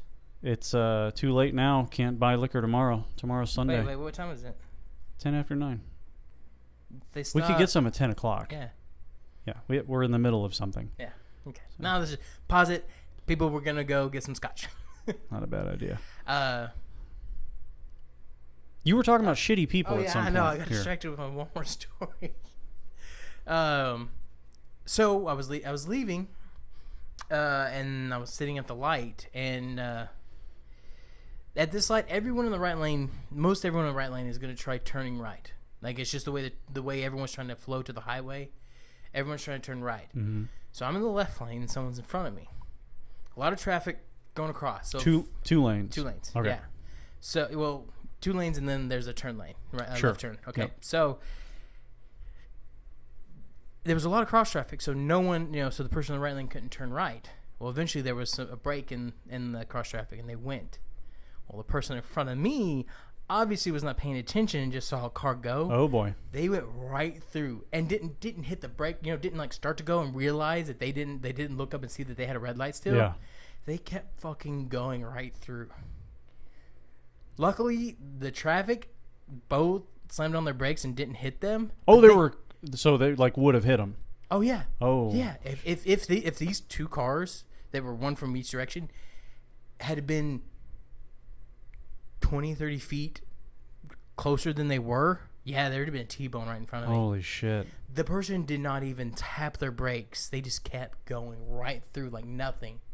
And I was like, what the fuck, people? Probably staring at their fucking phone, man. I know. So they just saw the car move next to them and never took their eyes off their phone and just hit the fucking pedal. Fuck yes. And I was like, I saw them start to go, and I didn't see the brakes right away. And I was like, I immediately look over and I see a car coming. I was like, oh my God, you were about to get fucking T-boned. I was like, I'm about to watch this shit go down. But luckily, all the cars stopped. But I was just like, Yeah. what the fuck, people? Get off your goddamn phone when you're driving. Pay attention. And I understand, like, even not just phones, things can be distracting. I was thinking when I was coming here, if they were to overnight put a stop sign someplace on the road to your house, I would probably run that stop sign. it's interesting you bring that up. I was thinking about distracted because I try to stay off my phone when I'm driving. Now here's my admission. One, well, let me preface this with a statement that's fucking irrelevant. I'm a really good and attentive driver. Like, you can vouch for that. I do a good job. I know what the fuck is going on. I follow the rules. When I'm driving, like, from here to Austin, driving 75 or 80 miles an hour, you better believe I'm checking my fucking emails while I'm on that trip. You're on the highway and you're just fucking going. Sometimes I know, but it's 4 hours, and like I can't just sit there for 4 hours and not get work done. So I'm looking into that executive bus so that I don't have to do that anymore. However, one of the things I'm noticing is distracting me more lately is when I'm on a phone call, like I've got the hands-free whatever that every fucking car has. My conversations get pretty in-depth sometimes, and they're distracting me. Yeah, because you're thinking about what you're talking about. So I was on the phone with, like, going through a complicated thing with a customer service rep the other day, and the road to our office, you get off 30, it's Lancaster there, and it bends around up under a bridge, and then for fucking years, there is a 4-way stop, 4 stop signs, and then you go, and then my office is right up there on the left. Well, I was on the phone. I come around the corner. I'm talking. I stop. I look at the car. I look at the car to my right. There's nobody in front, nobody to my left. I stop first. They stop. And then I go and I look. And there's no stop sign. Suddenly, there's a light there. They just put up a light like a week ago. And I haven't been down there in a few weeks. Luckily, that motherfucker was green. And I told the girl on the phone, I was like, oh, shit. I almost basically just ran a red light. Like, I had no idea that the stop sign was gone now. So now I know. But yeah, I mean, getting back to your point of, like, you know, if they put up something from here, I wouldn't notice it because it hasn't ever been there before. Exactly. And I was thinking that as I was driving in, because I was trying to run through topics and things like that. I was like, what stuff I've been doing this week to bring up? And I was like, man, that fucking idiot today running the red light. And as I was driving, I was like, holy shit, if they just put up a stop sign here, I would have ran it because I wasn't looking for a stop sign. Yeah, Louis, and I'm not used to a stop sign being here, so I would have ran right through the motherfucker. Louis got a great joke about that from, I think it's from Chewed Up. Pretty sure it's from Chewed Up. A special that was, man, like 4, 5 specials, a long time. May have been at the Beacon, actually, live at the Beacon. One of those two. Where he's talking about smoking too much weed this one time with these, like, young kids. And he's like, and then I got in a car and I'm just driving down the highway and I'm messing with the radio and the AC, seeing what's in the console and messing with the windows. And then he's like, at one point I looked up and was like, I haven't looked out of the front window of this car in 25 minutes. I was like, dude, sometimes I feel like that, where, like, yeah, I tell myself, I'm like, hey man, fucking pay attention. Yeah. You know? Like in the city, I pay way more. Like, if I'm driving around the city streets, I try to stay off my phone and focus. But I'm telling you, those highway drives, I'll get deep into an email. Well, I've told you before. You know, I was a long time ago when I still living with my parents. I left my parents' house coming to work, and you know, there's that bend around on Eldorado, and I was like, I went through that motherfucker and I wasn't paying attention. When they had just put up that light. No. All that stuff had already been up. Oh, okay. But I ran through all that stuff and going, I only made that because of muscle memory, because I was not. I was not looking at the road. Yeah.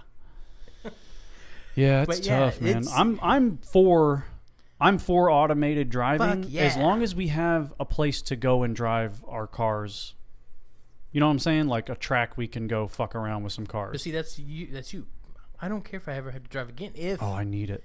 I fucking need it. I've got to be able to drive. If I could. Actually, I'd trade just a dirt bike. I just need something. A dirt bike, a razor, whatever. It doesn't have to be on the road. I just need a toy. I wouldn't care. I would love it. I would probably, I would probably move further from work. That way I could just nap in the car on the way to work. Yeah. Or masturbate. Oh. Probably masturbate. To clarify, it's farther because it's actually talking about distance. Further is like when you want to further a concept or an ideal. Whatever. I've been trying to stick myself on that, so I'm going to fuck with you. I'm from the South. We say shit wrong all the time. Further. I want to go more ways away. I'm going to go out yonder. Yeah. Right? No, I've caught myself almost doing what that person did, but I'll catch myself because we've got that light up here by my house where it's a straight right and a left turn only, And it's real easy when you're in that left turn only, when the car in the straight lane goes, to want to go. When you're just like when you're just kind of looking around, and you see a car move, you're you waiting. want to go. You're like, man, this is a long light. You're waiting. You're looking around. I've caught myself doing that too. And there's been plenty of people, but you catch yourself. Yeah. Where you start to go because everyone goes and you go, wait a second, this is an arrow light, and you stop and you're like, okay. Yeah, I've seen people blow through those lights doing that same shit, man. It's fucking terrifying. I saw a guy in my neighborhood almost hit a lady on a bike today.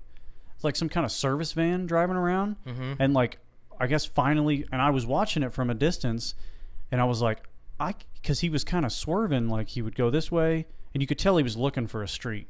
You know? He was probably like, he would slow down and like go this way, and then slow down and go, yeah. And so I was like, and there's a lady coming on a bike pretty fast. She's riding a nice bike, and I was like, I don't know if he sees her, like if he's even looking. And sure enough, man, he like right at the last second, he sees his street, and with no blinker or anything, just starts to cut over right about the time she's crossing the intersection. He slams on his brakes, and she fucking slams on hers. And, you know, he like waves at her, like apologizes, and I'm sure she shit in her pants. I didn't even have the time to react to like honk at him. And then I thought about it when I was driving away. I was like, if I had honked, it may have distracted him to where he wouldn't have hit his brakes. Yeah, he would have. And he'd have just fucking killed her. Yeah. I was like, I'm kind of glad I didn't honk. Yeah, but was she in your lane? Was she in the right lane, like going towards traffic, right? Well, she was on the correct side. Okay, was she? Wait, what? Okay. So she was on the other side of the road going with what would have been her traffic. Okay, so she was opposite. Yes. She was opposite side of the road. She was going with traffic. Okay. Opposite side of the road. Yeah. And he was coming across. Yeah. Okay. Definitely would have been his fault. Yes. Yeah. I thought she was. She was technically the through traffic. Yes. Yeah. And she has the right of way. Yes. I thought she was on your side. No. And like he was getting ready to go, because then I'd been like, well, lady, that's your fault. Like he should have used a blinker or anything, but you're on this side of traffic and he's in a vehicle and you're in a bike. I always just play it safe and yield to him anyways. When I'm on my bike, I'm saying when I'm on my bike, I always just avoid the fucking cars like the that's plague. A fucking car. Yeah. It'll kill you. Yeah. Nothing's gonna happen. Like, you know what? I can wait a second. Yeah. You go. That's why, like, when I see like bikers and stuff like run through stop signs and lights, I go, you don't have the right. Just you complain when people don't give you the right of way on the road. Yet you don't follow the rules of the road. I've chased down 2 guys in my neighborhood for doing that in my car. Chased them down and be like, "Hey, you fucking asshole! You following the rules of the road? Huh? Then stop at the fucking stop sign." They'll just blow through that motherfucker. And here's the thing that sucks is people are so used to it that now they're turning stupid. I pulled up to a stop sign the other day on my bicycle, and a car pulls up. He stops before me. I stop, as is the fucking law, and then he sits there and waves me on. And I was like, no, asshole, just go. You know what? At that point, he waved you on, just go. I know I did. But in my head, I was like, dude, because he probably doesn't know that it's the law for me to stop. Oh, how do you not know that? Like, the bikes don't have special privileges. If they want to share the road, that means they follow the fucking law. Yeah. That means that if you want to fucking ride, I don't give a shit if you take up that fucking right lane. Ride there all the fucking you want. But if it's a goddamn stop sign, you stop at that fucking stop or sign. If it's a red sign. light, yield red sign, light. you are no longer pedestrian traffic. Yeah. You don't have those rights. You don't get to come through. You are now normal traffic. Yeah. You want that equal rights. You will follow those rules. You are, as we say in Texas, a vehicle. Exactly. Yeah. So it whenever drives me I see, fucking crazy. I saw a video on Instagram, I think, of a fucking semi truck, like swipes a biker. They rubbed past. Luckily, nothing happened. I think maybe they fell over, but not under the wheels. Nothing. But the semi is at fault there because it was a road splitting, and they were in the correct lane, and the semi comes over the lines and cuts them off. I was like, see, that's the asshole that you want to take down that license plates and take them to court and get their license revoked, because you were endangering people. They followed the rules of the road. They were not in the left lane. They weren't, they weren't in the far right where it was curving. They were in the lane to keep going straight, and that fucker messed up. Yeah. And that's why I don't want to get people who do that, who jump across at the last minute. Guess what? Go down to the next one and turn around. Yeah. Guess what? You're more likely to cause an accident by jumping over like that. Our state is better at that than any other I've seen. Like, I've seen worse drivers in other states. Indiana would probably be number one. But our state is the absolute worst about people with an eighth of a mile cutting over 5 fucking lanes because there's not another exit a quarter mile up the road. Like, we have so many fucking exits on our highways. I mean, it's like, like so many chances to get off. You'll be fine. Mm-hmm. Just go up and make a right and make another right and make another right. If you don't know where you're going, you should get over into those exit lanes sooner. Yeah, no shit. Like, I know where I'm going when I come here. I know where I'm going, so I try sooner to get over. But sometimes it's hard with the amount of traffic on 30. But I get over before it's right there at the exit. If I don't, I go down to the next exit and turn around. Yeah. But for the most part, I try to get over it. Even if I have to fucking slow down a quarter of a mile and like sit by in slow traffic, I'm like, this is pissing me off that you're not even going to speed limit right now on fucking 30. But I had no way of getting around because there was a person in the lane next to me, like, to keep me so I can get around you. Yeah. So I was like, fuck it. I will just sit here and be angry at you and wish I could just run you off the goddamn road because you don't know how to fucking drive speed limit. Piece of shit. Pisses me off. The speed limit is there for you to drive at least that fast. That's why I love the cities that had the minimum set. Yes. Because I'm like, I really wish we didn't have that. I really wish that the minimum was the speed limit, or at least within it should range. just be the speed, not the limit. It should just be drive 60. Do it. Fucking do That's it. what we need automatic. That's what we need auto driving cars. So it's like everyone just drive 60. The traffic. If the amount of communication it's going to take for that shit to work is going to be ridiculous. But the traffic would be so much less significant. But that's easy because you have computers in your cars already. Yes. That they could communicate. If they can communicate with each other, they can plan far enough ahead. Yeah. That the traffic would almost be non-existent. You're still going to have some. They would go like this. They would probably go, okay, this car here needs to exit in a quarter of a mile. This one is continuing straight.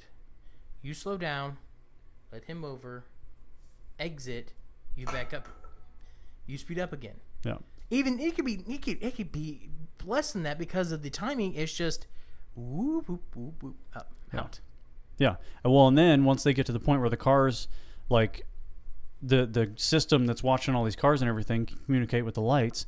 We won't actually have 50 fucking cars sitting at a stoplight for 10 minutes while 3 cars go by, like half the fucking lights in Arlington, where I just watch a couple cars go by for 7 minutes, and there's a fucking mile of traffic behind me. We get 3 seconds of green. Everybody's got to floor it. People are running I'm like, Jesus everyone's Christ. Everyone's watching not it. Monitor You're the traffic? Oh yeah. You're like that. First, I'm like holding the brake and got it at like 4,000 RPM. Just waiting. The person in the front. It's like you're behind the person in front. You're like, that thing flips screen. You better fucking hit that gas. There are some lights that I know are so short that I'll have my hand on the horn and only give them like a second because I'm like, we don't have time here. Yeah. I gotta be an asshole. You need to go. Yeah, go. I was only getting 3 cars through this fucking light. I hate those. It's like, but they're working on timing. Yeah, which sucks because like there was a point in time where the street there, the light to get to my house, the turn lane was great. It's like a 15-second, 20-second turn, you know, because there was a bunch of people trying to turn, trying to get to the highway. So, but there was a point in time where it became a 5-second light. Because I guess they were working on timing. Wow. Boy, did that cause traffic backups because most people were trying to turn right. Yeah. So because of that, you just have to fucking sit there. Nope. Everyone would get into the right lane. And all those people who were stopped who were waiting, they would sit there and wait because the turn lane would eventually back up into the lane. Lots of people would get to the right lane. When you got to the light, you would move over to the left lane. Oh. Go up to the just 30 feet ahead. You turn around and go. Wow. And everyone would fucking line up there and do U-turns. Holy shit! Because of it was bad enough. It was good. You it wasn't like a too bad. makeshift version of the Michigan left. You remember we had those in Indy, I think. Yeah. No. There's also some in San Antonio when we were there. Yes. So yes, exactly. That's what we had to do because it was so short. Only 3 to 4 cars could get through, and that's if everyone was on their game, ready to go as soon as it turned green. Yeah. It was the worst ever, but lots of people didn't have to just go over and just make that U-turn. Oh. But luckily, eventually they worked the timing back out. They're like, wow, this fuck traffic bad. So they were like, shit. let's get this back in order. So now it's only bad sometimes. Like, it's not always terrible. It's like if you get unlucky where everyone just happened to get there at the same, like everyone left work at the same time, happened to converge all there, it's bad. But other time, for the most part, it's not. It's not awful. Yeah. So are we going to continue on the theme of people that pissed us off? Because I've got a great story and a personal message. We can if you want. The only thing I had left was talking about TV shows. Okay. That I was watching, but that's it. We can probably talk about that. We'll table that offline. Okay. I do want to get into the big story. We don't have to. Do you want to talk about it? No, I want to talk. Watch this stuff. I want to bring up this motherfucker. I hope he's fucking listening or watching. He's probably not, but I will not be able to contribute to this conversation because I've not watched any of the. Oh no, it's not about the Mayweather McGregor thing. Oh. No, this is something that happened to me. I want to tell you about. Oh, yes. Well, let's get to this story then. What's the reason we don't play video games online anymore? Because teenagers are pieces of shit and they're annoying cunts. And if we could, we probably would do a Jay and Silent Bob and get their information and go to their house and beat their ass for talking shit on the internet because they're anonymous pieces of shit. If they were out there in the real world with the real faces out there, they probably wouldn't be talking nearly as much shit. That's a good way to sum it up. So here's what happened. It was what day is it today? Saturday? Yes. I think this was last night because it was the first time I had turned on my PlayStation to not watch Netflix. Like I was actually playing a game in quite a while. It has been a while for me as well. So I jumped on Rocket League. Okay. And I figured it was going to be Rocket League. Was just fucking around on there, having a good time. You know, I really am to the point with that game where, like, I don't give a motherfuck about the outcome of the game. I just like playing. Yeah, you know, I've had games where I've won 10-0, games where I've lost 10-0. I'm just like, it's fucking fun. It was a shit. I only play singles, so I play 1 against 1. Reason being, every time I get into a team match on that fucking game, I've got this person. I seem to find these people who, okay, when you're playing Rocket League, it's basically, if anybody out there who doesn't know, it's soccer with cars. All right, it's a PlayStation game. It's dope as shit. There's like turbo boost and stuff. You can jump the cars in the air. You hit a soccer ball. You score a goal. So like soccer, there's really important positioning. So like if your teammate is on the attack and driving the ball, you need to be able to understand where that ball is going to go to try to get a rebound to score or to get back on defense, right?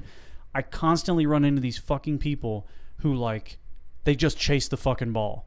So I'll be trying to set them up, like make a pass to score, like put myself in the center to catch a rebound, and they're just fucking slamming into me half the time. And then nobody's on defense because they're fucking flipping around like a jackass and we're getting scored on. And so I ran into this guy the other night. We're in a game.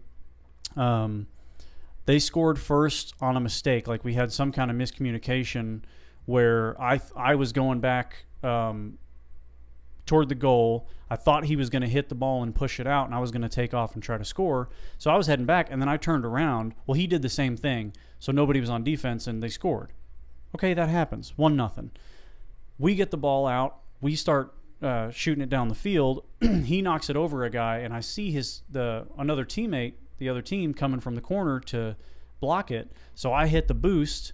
Now, the ball looked like it was going to make it in the goal either way, but I hit the boost and knocked it in just to make sure. He comes on the chat thing. There's a chat function on the game. You fucking pussy. Fuck you. My teammate. Because I quote-unquote took away his goal. So we're in a tie game. What's the decision he makes?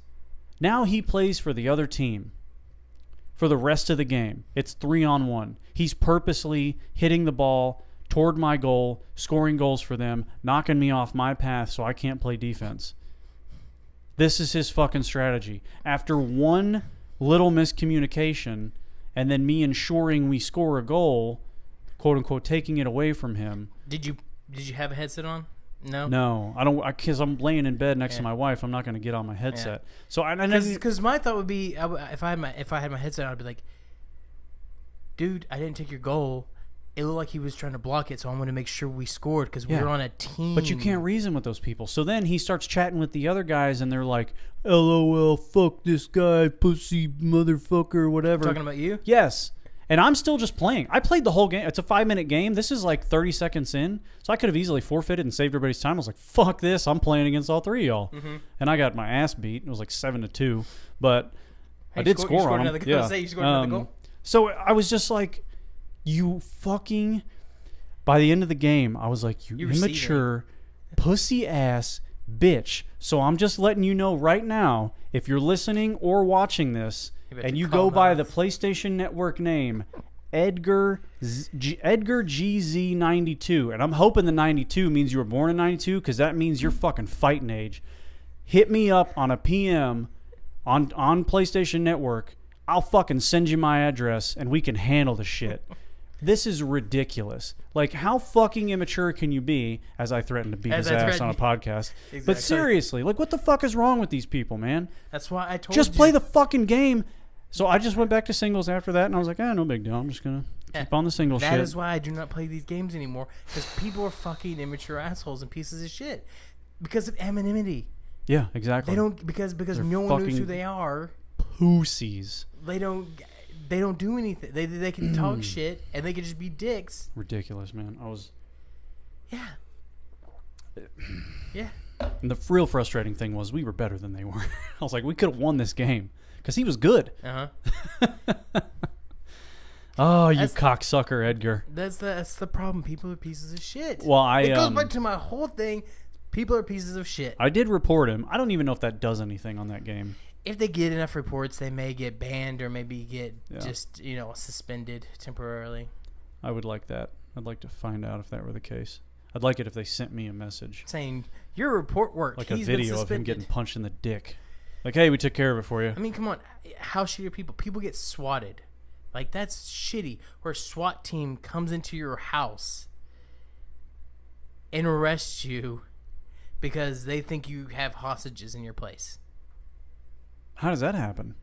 I thought you were talking about drugs. No. People playing video games get swatted where they figure out where you live. They call the police and say you're holding people. Wait a minute. Are you fucking serious? Yes. This can't be... You've never heard of swatting? They tell them they have hostages? Yes, they call and say they have guns and they're holding people hostage. And the SWAT team shows up, breaks down the house because they see no movement, so they make an entry. I'd fucking kill somebody. With machine guns and everything and fucking come after them while they're just sitting there on their computers playing games. Can you imagine that? If we were just sitting here playing a game? Yeah, I think I'm with you. Let's just kill everybody. Yes. What the fuck, dude? Who the fuck does something like that? Piece of shit little kids who have no sense of repercussions. Jesus. Guess what? Some of these people have been caught. They have gone back and found them and sentenced a few of them to jail time or juvenile detention, depending on their age. I would fucking hope so. They should just leave them in a room with that person for 20 minutes. That should be the punishment. I would sue them so fast. I'd be like, for the damages. Police department? Oh yeah. No. Oh, you're talking about the person. Police are doing their job. Well, they are. But they can't verify any part of that. Maybe call the house and be like, hey, any fucking hostages there? Who has landlines nowadays? How do you contact the home? Not the home. The person's. They're going to be able to get their fucking cell phone number. If they know the address, they know who lives there, then they can get the cell phone number. Like, hey, just wanted to talk about the hostages. How do they get your cell phone number? What do you mean? They call the fucking cell phone company. That requires time and effort. The police department doesn't have time to do that stuff. Plus, you can Google most people's names and find their phone numbers. I've Googled that. That shit for myself is out of date. Oh, well. It's way out of date, so they couldn't figure out it. I can't believe that fucking... And because they can't verify what's going on, plus maybe they don't hear what's going on. You have headphones. I just smacked myself in the face with my pop filter, and now it's all messed up. Whatever. So, but say they have headphones on. And they don't hear police knocking at the door. Jesus. There's plenty of like... on Twitch, people can set it up where you can play audio over the pocket. It's like if you pay $1, you can play whatever sound or whatever you want. There's like ones where it sounds like people are knocking on the door and people take off their headsets like, what was that? Someone there? So maybe they just thought someone was pranking them, you know? Wow. And then turns out, no, it's the goddamn SWAT department just sitting there waiting, just rolling into your house with fucking machine guns pointing at your head. You know who would do that? Edgar GZ92. Exactly. He would be that Fucking piece of cunt. shit. Exactly. And that's the problem. This is why I don't like people. God. That's why I don't play these games anymore, because people are pieces of shit. Rocket League is so much fun. And play singles then. Yeah. And you've learned now. Stay in my lane. I thought I'd fucking branch out, you know? Nope. And that's why I told you I will never play Halo again, because they've ruined it for me. Yeah. They've ruined it. I can't play it anymore. I can't stand those people. Because, Halo 5 was actually a really good game. And then just the type of people who played online, it was like... They ruined it for me. I don't want to play anymore. No, I don't want to play multiplayer games because people have ruined it for me. Yeah. See, there's something that affects me directly. What I do I stop playing those types of games, even though much as it sucks. I hire a hacker to find out where those people live, and then I pour gasoline down their throats. If I had the money, I would beat all their asses. I would go and I would take a baseball bat to all their knees, and be like, and no, to their jaws, because I want to break their jaw, because I want to make sure it's walled shut, so I could say, you will never be able to talk to people like that for a long time.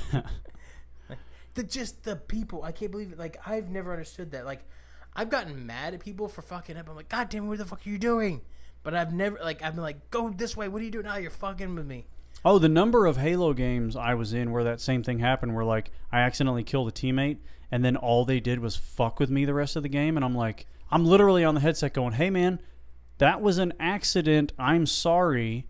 You're just willing to blow this fucking game for what? It's like obviously you didn't care much about winning. Then if you're gonna start doing this now over an accident, yeah, fucking fascinating. Yeah, so I'm just like, you know what? Fuck it. Fuck all those people that won't play that game anymore. I don't play any of those.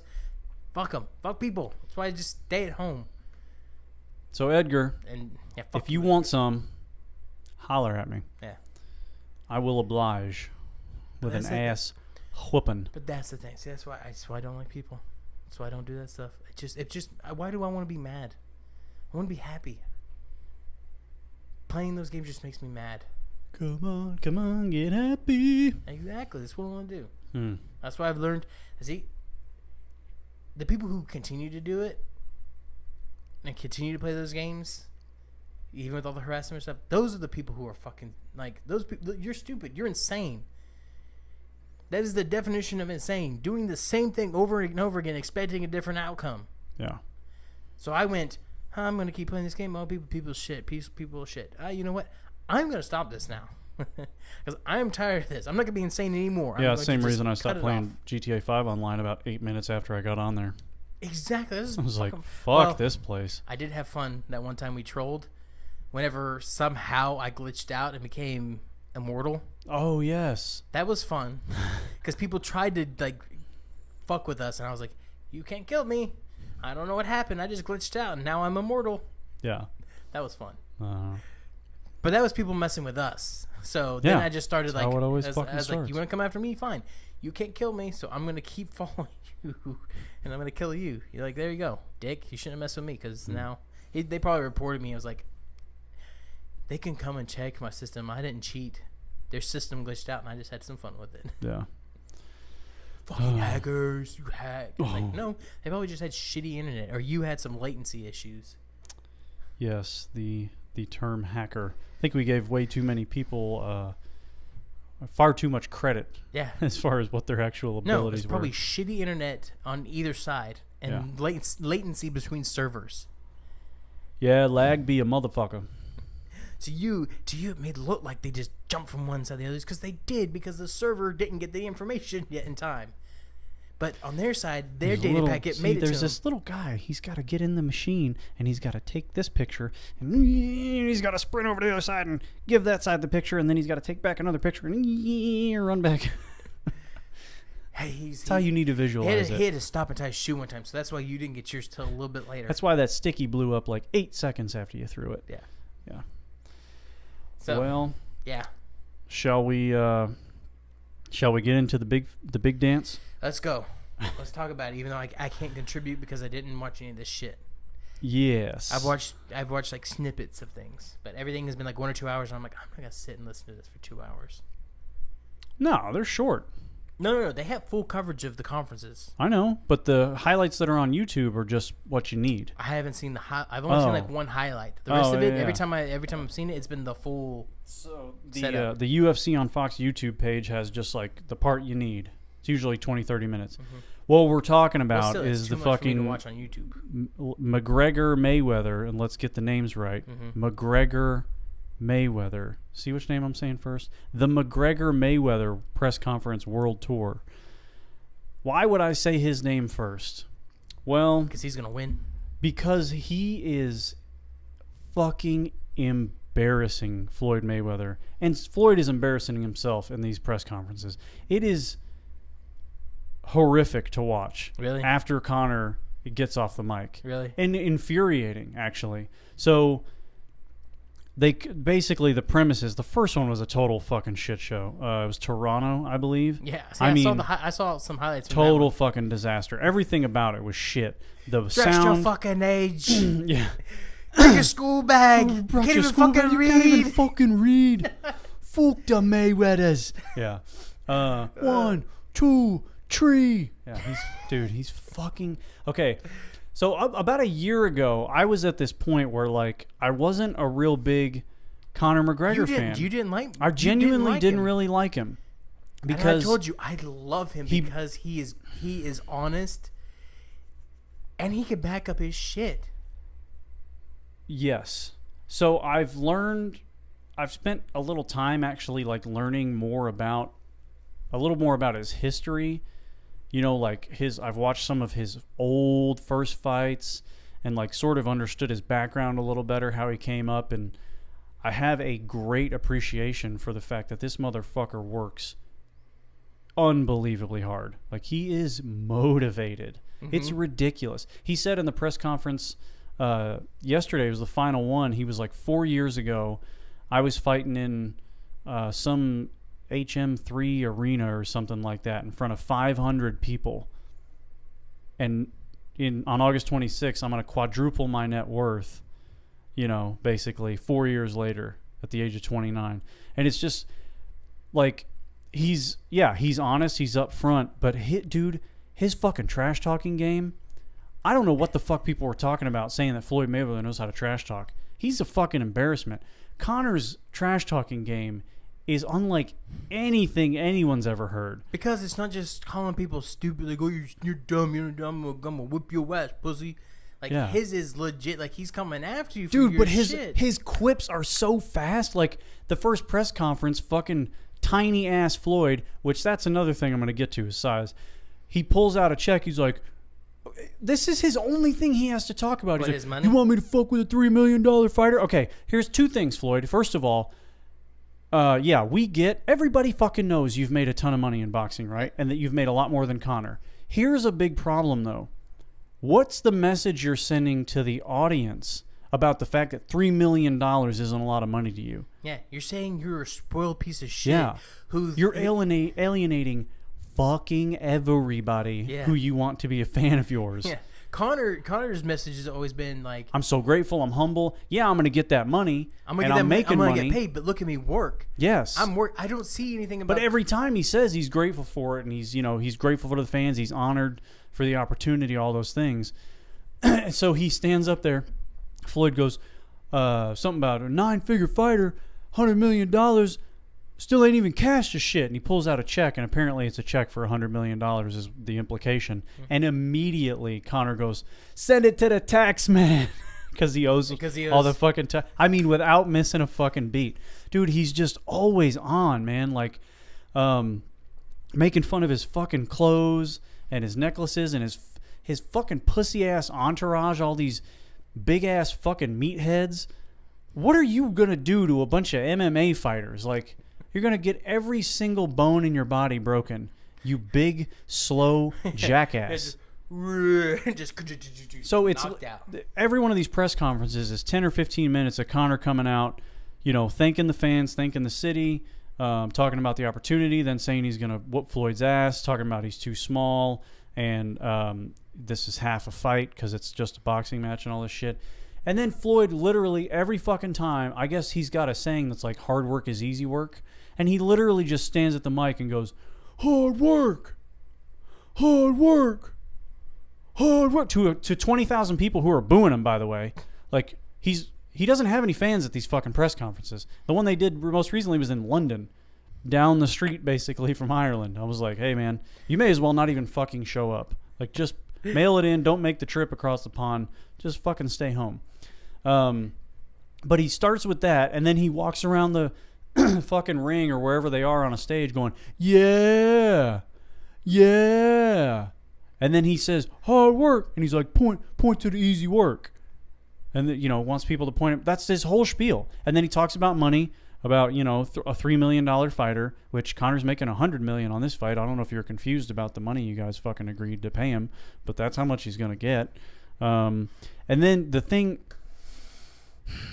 this is the thing that is really making me so frustrated. And I don't know why Conor's not making a bigger deal out of it. He said in the first press conference, and I'm pretty sure he said it off mic the first time, but then he said it on the mic a couple different times after. He said a couple things in particular that are so frustrating, and I can't believe Conor's able to hold it together. He's calling him a quitter. Mm-hmm. And he'll stand in front of him and go, real fighters don't quit. Real fight. Okay, first of all, one, Conor's a real fighter. You're a boxer. There's a big goddamn difference. Mm-hmm. If you guys were to stand on that stage and go at it, it'd be a 15-second altercation. Yeah, maybe. He'd be on top of you and destroy him. He'd break all of your limbs. Like if you're a real fighter, then why aren't they going and having a real fight? Why are they just boxing? Okay, so he says a couple things. He says you're a quitter because he got tapped by motherfucking Nate Diaz. Okay? Nate is fucking crazy. He got pummeled and was still coming after Conor. Also, Nate Diaz is huge, is a great boxer, and let Nate Diaz put you in a rear naked. Yeah. And tell me what's going to happen. You're going to tap long before any pro MMA fighter would. Yeah. And if you pass out, I guess you could consider that not quitting, but you still got fucking choked out. And even Conor was like, yeah, I got choked out. That happens in my sport. It's a submission. Yeah. It's part of MMA. Yeah, it's like we don't just punch each other. We have to worry about other shit. He's like, you're telling me I'm going to make $100 million. I don't have to worry about knees, elbows, chokes, any of that, like getting takedowns, my eyes anything. poked out. Yeah. And so the other thing Floyd said was, because Conor mentioned something about, you're the one who made these stupid ass fucking rules about the gloves, and they can't be from Mexico, and they can't be made of some kind of weird animal hair. And Conor was like, I didn't know they made gloves out of that. And then Floyd was like, we can go lighter gloves. And Conor was like, we can go no gloves. And so Floyd has said a couple times, one, that he's willing to fight him with 4-ounce gloves. And two, he said when they were trash talking in the face-off after the first one, that he'll fight him MMA after this. Bullshit. He will pussy out. Dude. After he gets rocked. I don't know why Conor's not riding harder on the 4-ounce glove thing, though. He needs to be like, look, all bets are off. We have to do this. You fucking came out and said it publicly. We have to do 4-ounce gloves. They already have contracts. And the commission won't allow it, which is the other bullshit part. Because it's the Nevada State Athletic Commission, and in a boxing match, I think the lightest they can go is 10 ounces. Okay. So that's why, that's why he can't do anything about it. It's they need to have this fight in, like, Morocco, just in the sand. Just no gloves. Bloodsport, just put those motherfuckers. Fucking glass on the fists.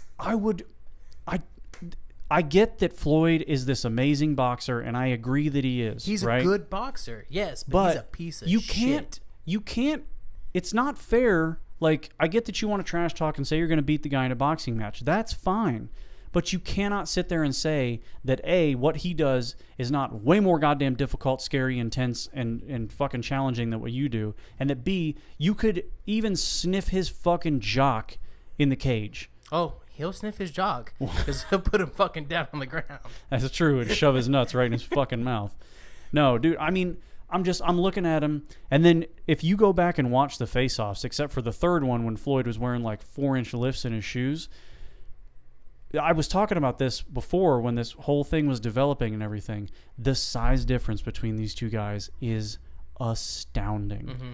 I mean, Conor's going to destroy him. Dude, he's so much bigger. Like, He's got to be. They say Floyd's 5'8" and Conor's 5'9". He's fucking 3 inches taller than Floyd. I'm telling you, when they stand in front of each other, he's 3 inches taller. Yeah. Like, it's nose to mouth, maybe nose to chin.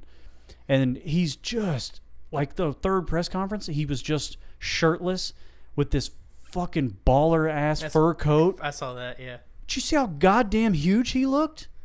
Dude, he is a big motherfucker. I'm so ready for him to win. I just want him to win. I want Floyd to disappear. It would make me so fucking happy. God, I really want to beat his ass. But I don't want it to be quick, because a quick knockout would not be worth it.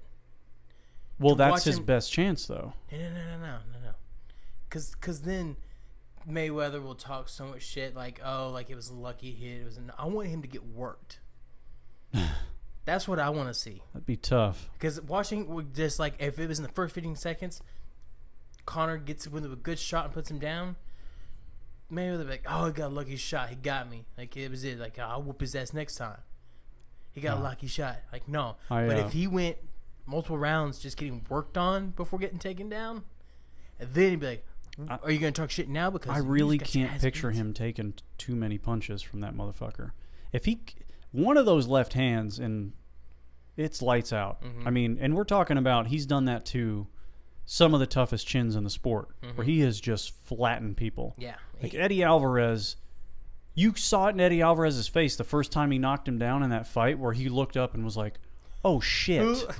And Rogan's talked about that a bunch, where he's like, look, man, Conor's one of those guys where people, and he's like, Floyd's the same way in the boxing ring, except not power-wise, it's more speed and strategy-wise. He's like, people get in the ring with Floyd, and they have a plan, and their confidence going to work until they're in there, and they realize he's already 10 steps ahead of me. Well, with Conor, people realize, like, he's a striker, he's going to hit me with that left, and then when it hits them, they're like, oh, Jesus, I didn't know what the fuck was going to happen. There was power behind that. Yes.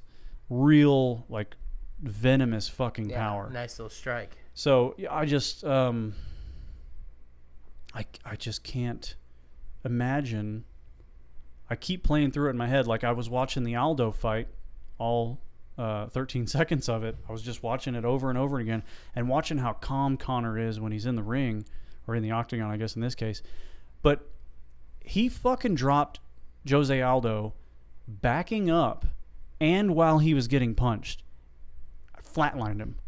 And Jose Aldo's no fucking slouch by any means. One of the greatest fighters in the history of the UFC. Like, if he can put that kind of power behind a punch, I mean, Floyd's never been touched by anybody with that kind of power. Yeah, but Floyd is very smart. That's the thing. He hasn't been touched. He does his best to avoid punches. And he does a really good job of it. I know. He gets so small. I was listening to, because, you know, I told you before that Dana came out and said that Conor said his next fight's going to be Khabib in Russia. Turns out Conor, I guess, never actually said that. Dana's just trying to hype shit. Brendan Schaub had a really good point recently. He was like, 2 things are going to happen after this fight. 1, Conor's going to retire. Or 2, he has one more fight. And it is not Khabib. It's Diaz 3. And then he's finished. He's like, he's going to get one more money fight, and then he's out. If he even does that. Because he's not going to make as much on the Diaz fight no matter what. Yeah, because it's not as big as the Mayweather fight. So... Unless Mayweather really wants to get in the octagon. Dude. Which will never happen. It'll never happen. No. Because you know Conor would legitimately like try to end him. He would do whatever the nastiest, meanest shit is that he could do. He'd probably just toy with him for fucking 3 rounds, honestly. He may not just go in there and like... You know, throw him into a leg lock and then get behind him and choke him out or something. No. See, if I was Conor in the octagon, I would play around. Well, what if he just grappled the shit out of him, just like buried his fucking elbows into his head for 3 rounds? No. Mounts him. No. He's a boxer. You go in there, you snap his fucking arm. Don't give him a chance to tap. Go in, grab, and just fucking armbar him. Jesus Christ! Just snap it. Because you like they try to, but like MMA fighters know how to. Yeah, they know the break point and they let the person tap usually. Yeah, you don't try to end them. Yeah, Mayweather end that motherfucker. Go in there and try to just straight up go in there and just break his arm and just be like, done, bitch. What you gotta do? That was a terrible What the Irish. fuck you gonna do? That was a terrible. That was more like Jamaican. Shut your fucking mouth. I'm telling you, man, like, that guy, there's something. I am surprised. I think it's because he knows, like that Mayweather's shit talking is just terrible and it's not affecting him. Because you've seen Conor almost, like, he's had plenty of times where he's fought on stage. Yeah.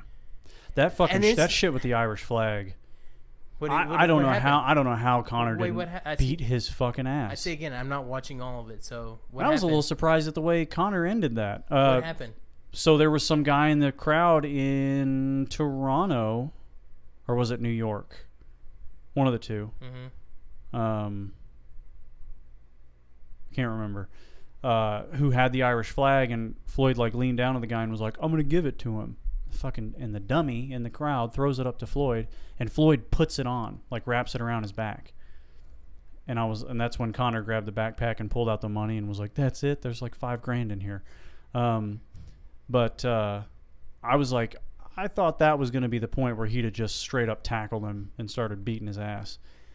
But he didn't. And then oddly enough, when Floyd handed it back to him, he like threw it across the stage and let it hit the ground. I don't know if they have those same kind of rules in Ireland. Who, Conor did? Conor did. Oh. I was like, well, that's really strange. I wouldn't expect him to do that, but he may have just been so caught up in the moment, you know. Or maybe he expected it to go further than... Yeah. Oh, or maybe he thought, it's been tainted by this fucking piece of shit that it's not even worth it now. We should burn this. It's, God, man, it's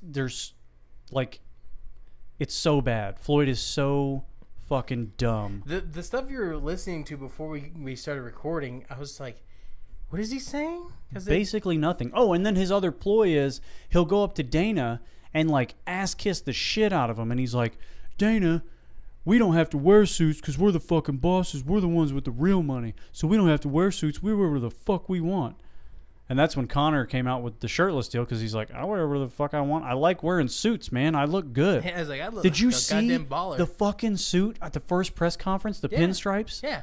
Where it said, "Fuck you"? It actually said it. Yeah. It was unfucking real. I was like, that might be the most gangster shit as far as shit talking goes that I have.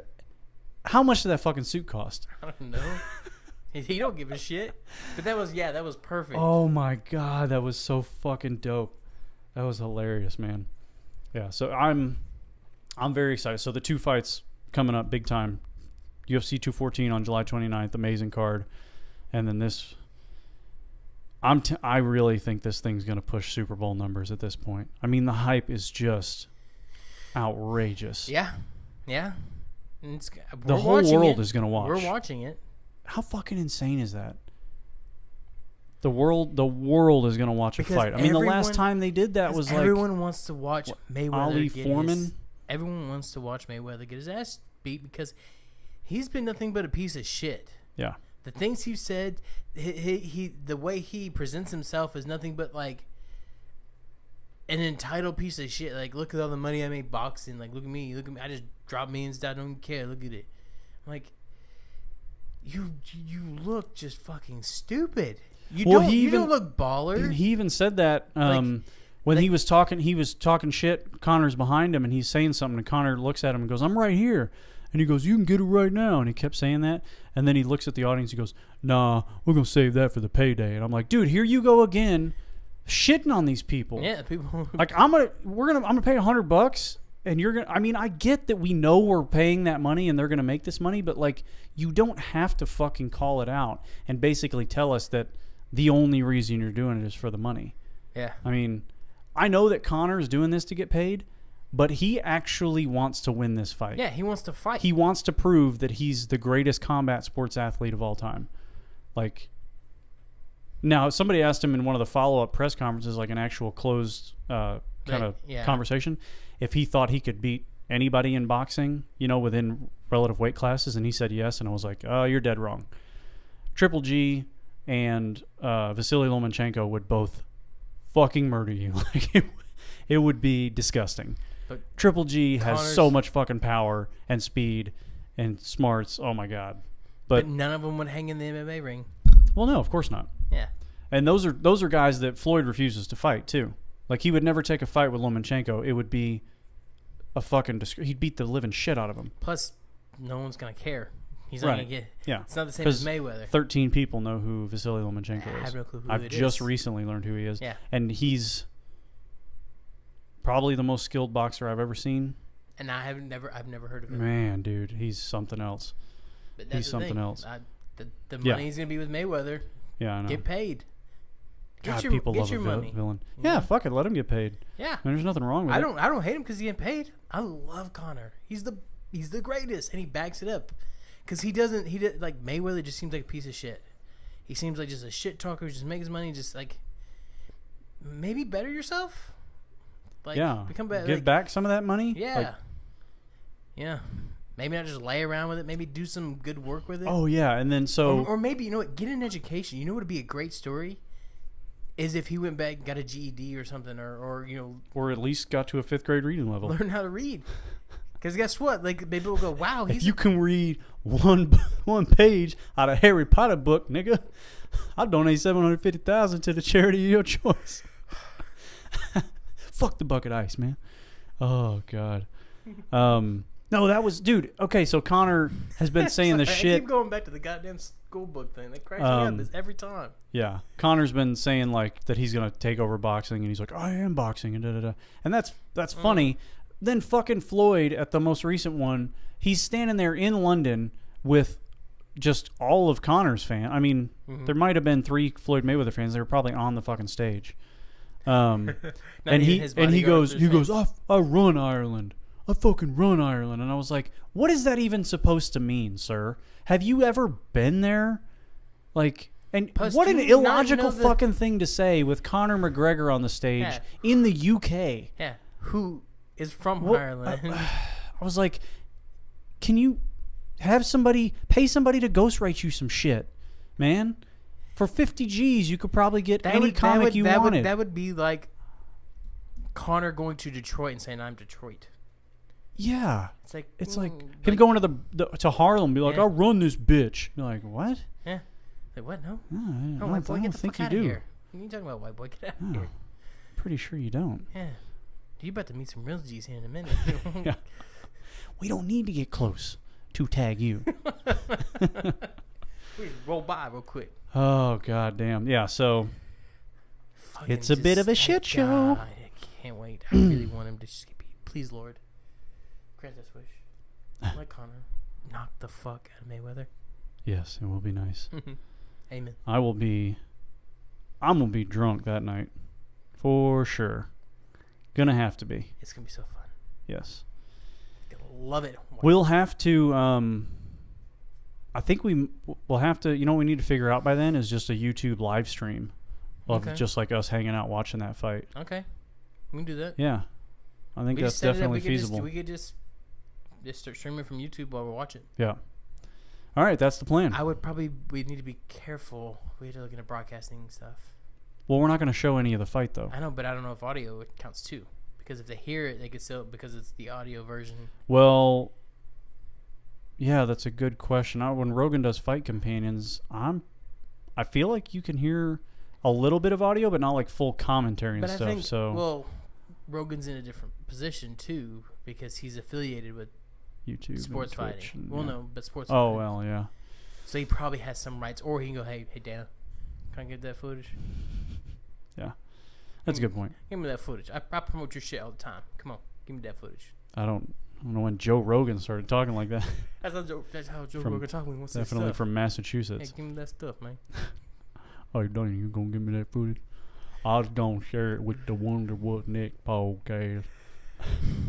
I will stab you. You start talking like that. I fucking dare you. My knife's over there. Damn it. Yeah.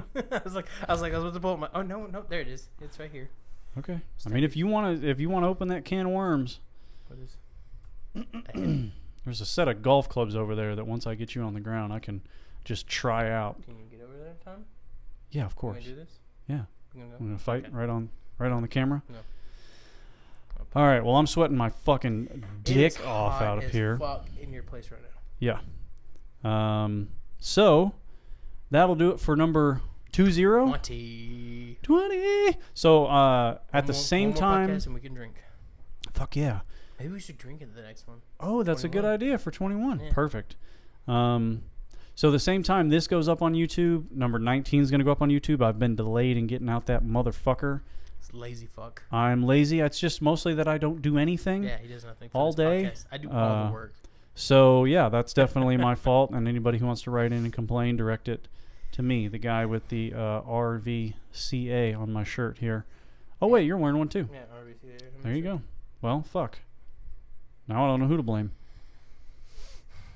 Hey, you know what? We don't give a fuck about you, so deal with it. Fuck you. Yeah, Ted. People are dealing with things now. Deal with it. Deal with it. I should not. What does he say? It's like, I rolled up 10 cubes of cheese into a ball, which I am dealing with. I just watched that episode the other night. Oh, shit. It's so good. All right. Number 20, in the bag. Fucking magical. Yeah. We love you. Give us some feedback. What's Next Pod at Gmail. What's Next Pod on YouTube, Instagram, Twitter, and Twitch. We need to do another Twitch video soon. Fuck. God damn it. Let's get that Resident Evil on, man. Fucking schedules suck. We don't even know where we're at right now. No. We got the shotgun finally.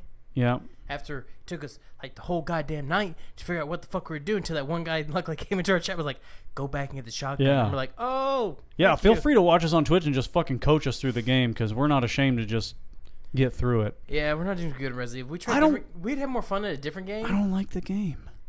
No. We had fun at the beginning. Yeah, but I don't like it now. I think it's because we don't know what we're doing. No, dude. It's I can't fuck with that game on like a conceptual level of this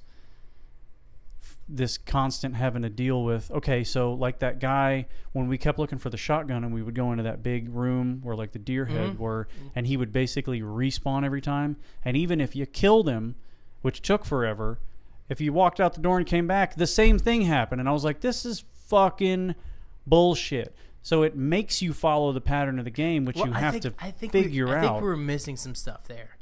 I think we were definitely missing a pattern in some things. Yes, but I don't like games that are laid out to where it has to be this exact thing has to happen or this thing won't happen. Yeah. It's like, just let the fucking game develop and stop making me fight the same guy 50 fucking times. I'm getting tired of seeing it is getting old. Yeah. It's that we've killed him a few times. Seriously getting old. Yeah. We may have to reconsider a new game for Twitch. I'm not gonna lie. Well, I mean, what can we play? But I feel bad because you bought the game. I don't care. I don't care. So we'll think about a game to play. I mean, yeah, we'll talk about it offline. Yeah, let's table that conversation. We'll bring it back up in the board meeting. Okay, all right. Sounds good. All right, guys. Thanks for checking us out. Do feel free to hit us up, please. Share some feedback. We would love to hear from anybody who's out there. Tell me why I shouldn't be a piece of shit and hate everyone. See there if you go. Convince me. Good topic. Yeah. Boobs will convince him quicker than anything. Penises. Oh. Okay, so we're on that today. Cool. I would go back and forth. If you have both, you got me. Ooh, shit. Yeah, that's a deadly combo right there. Right there. All right. Adios.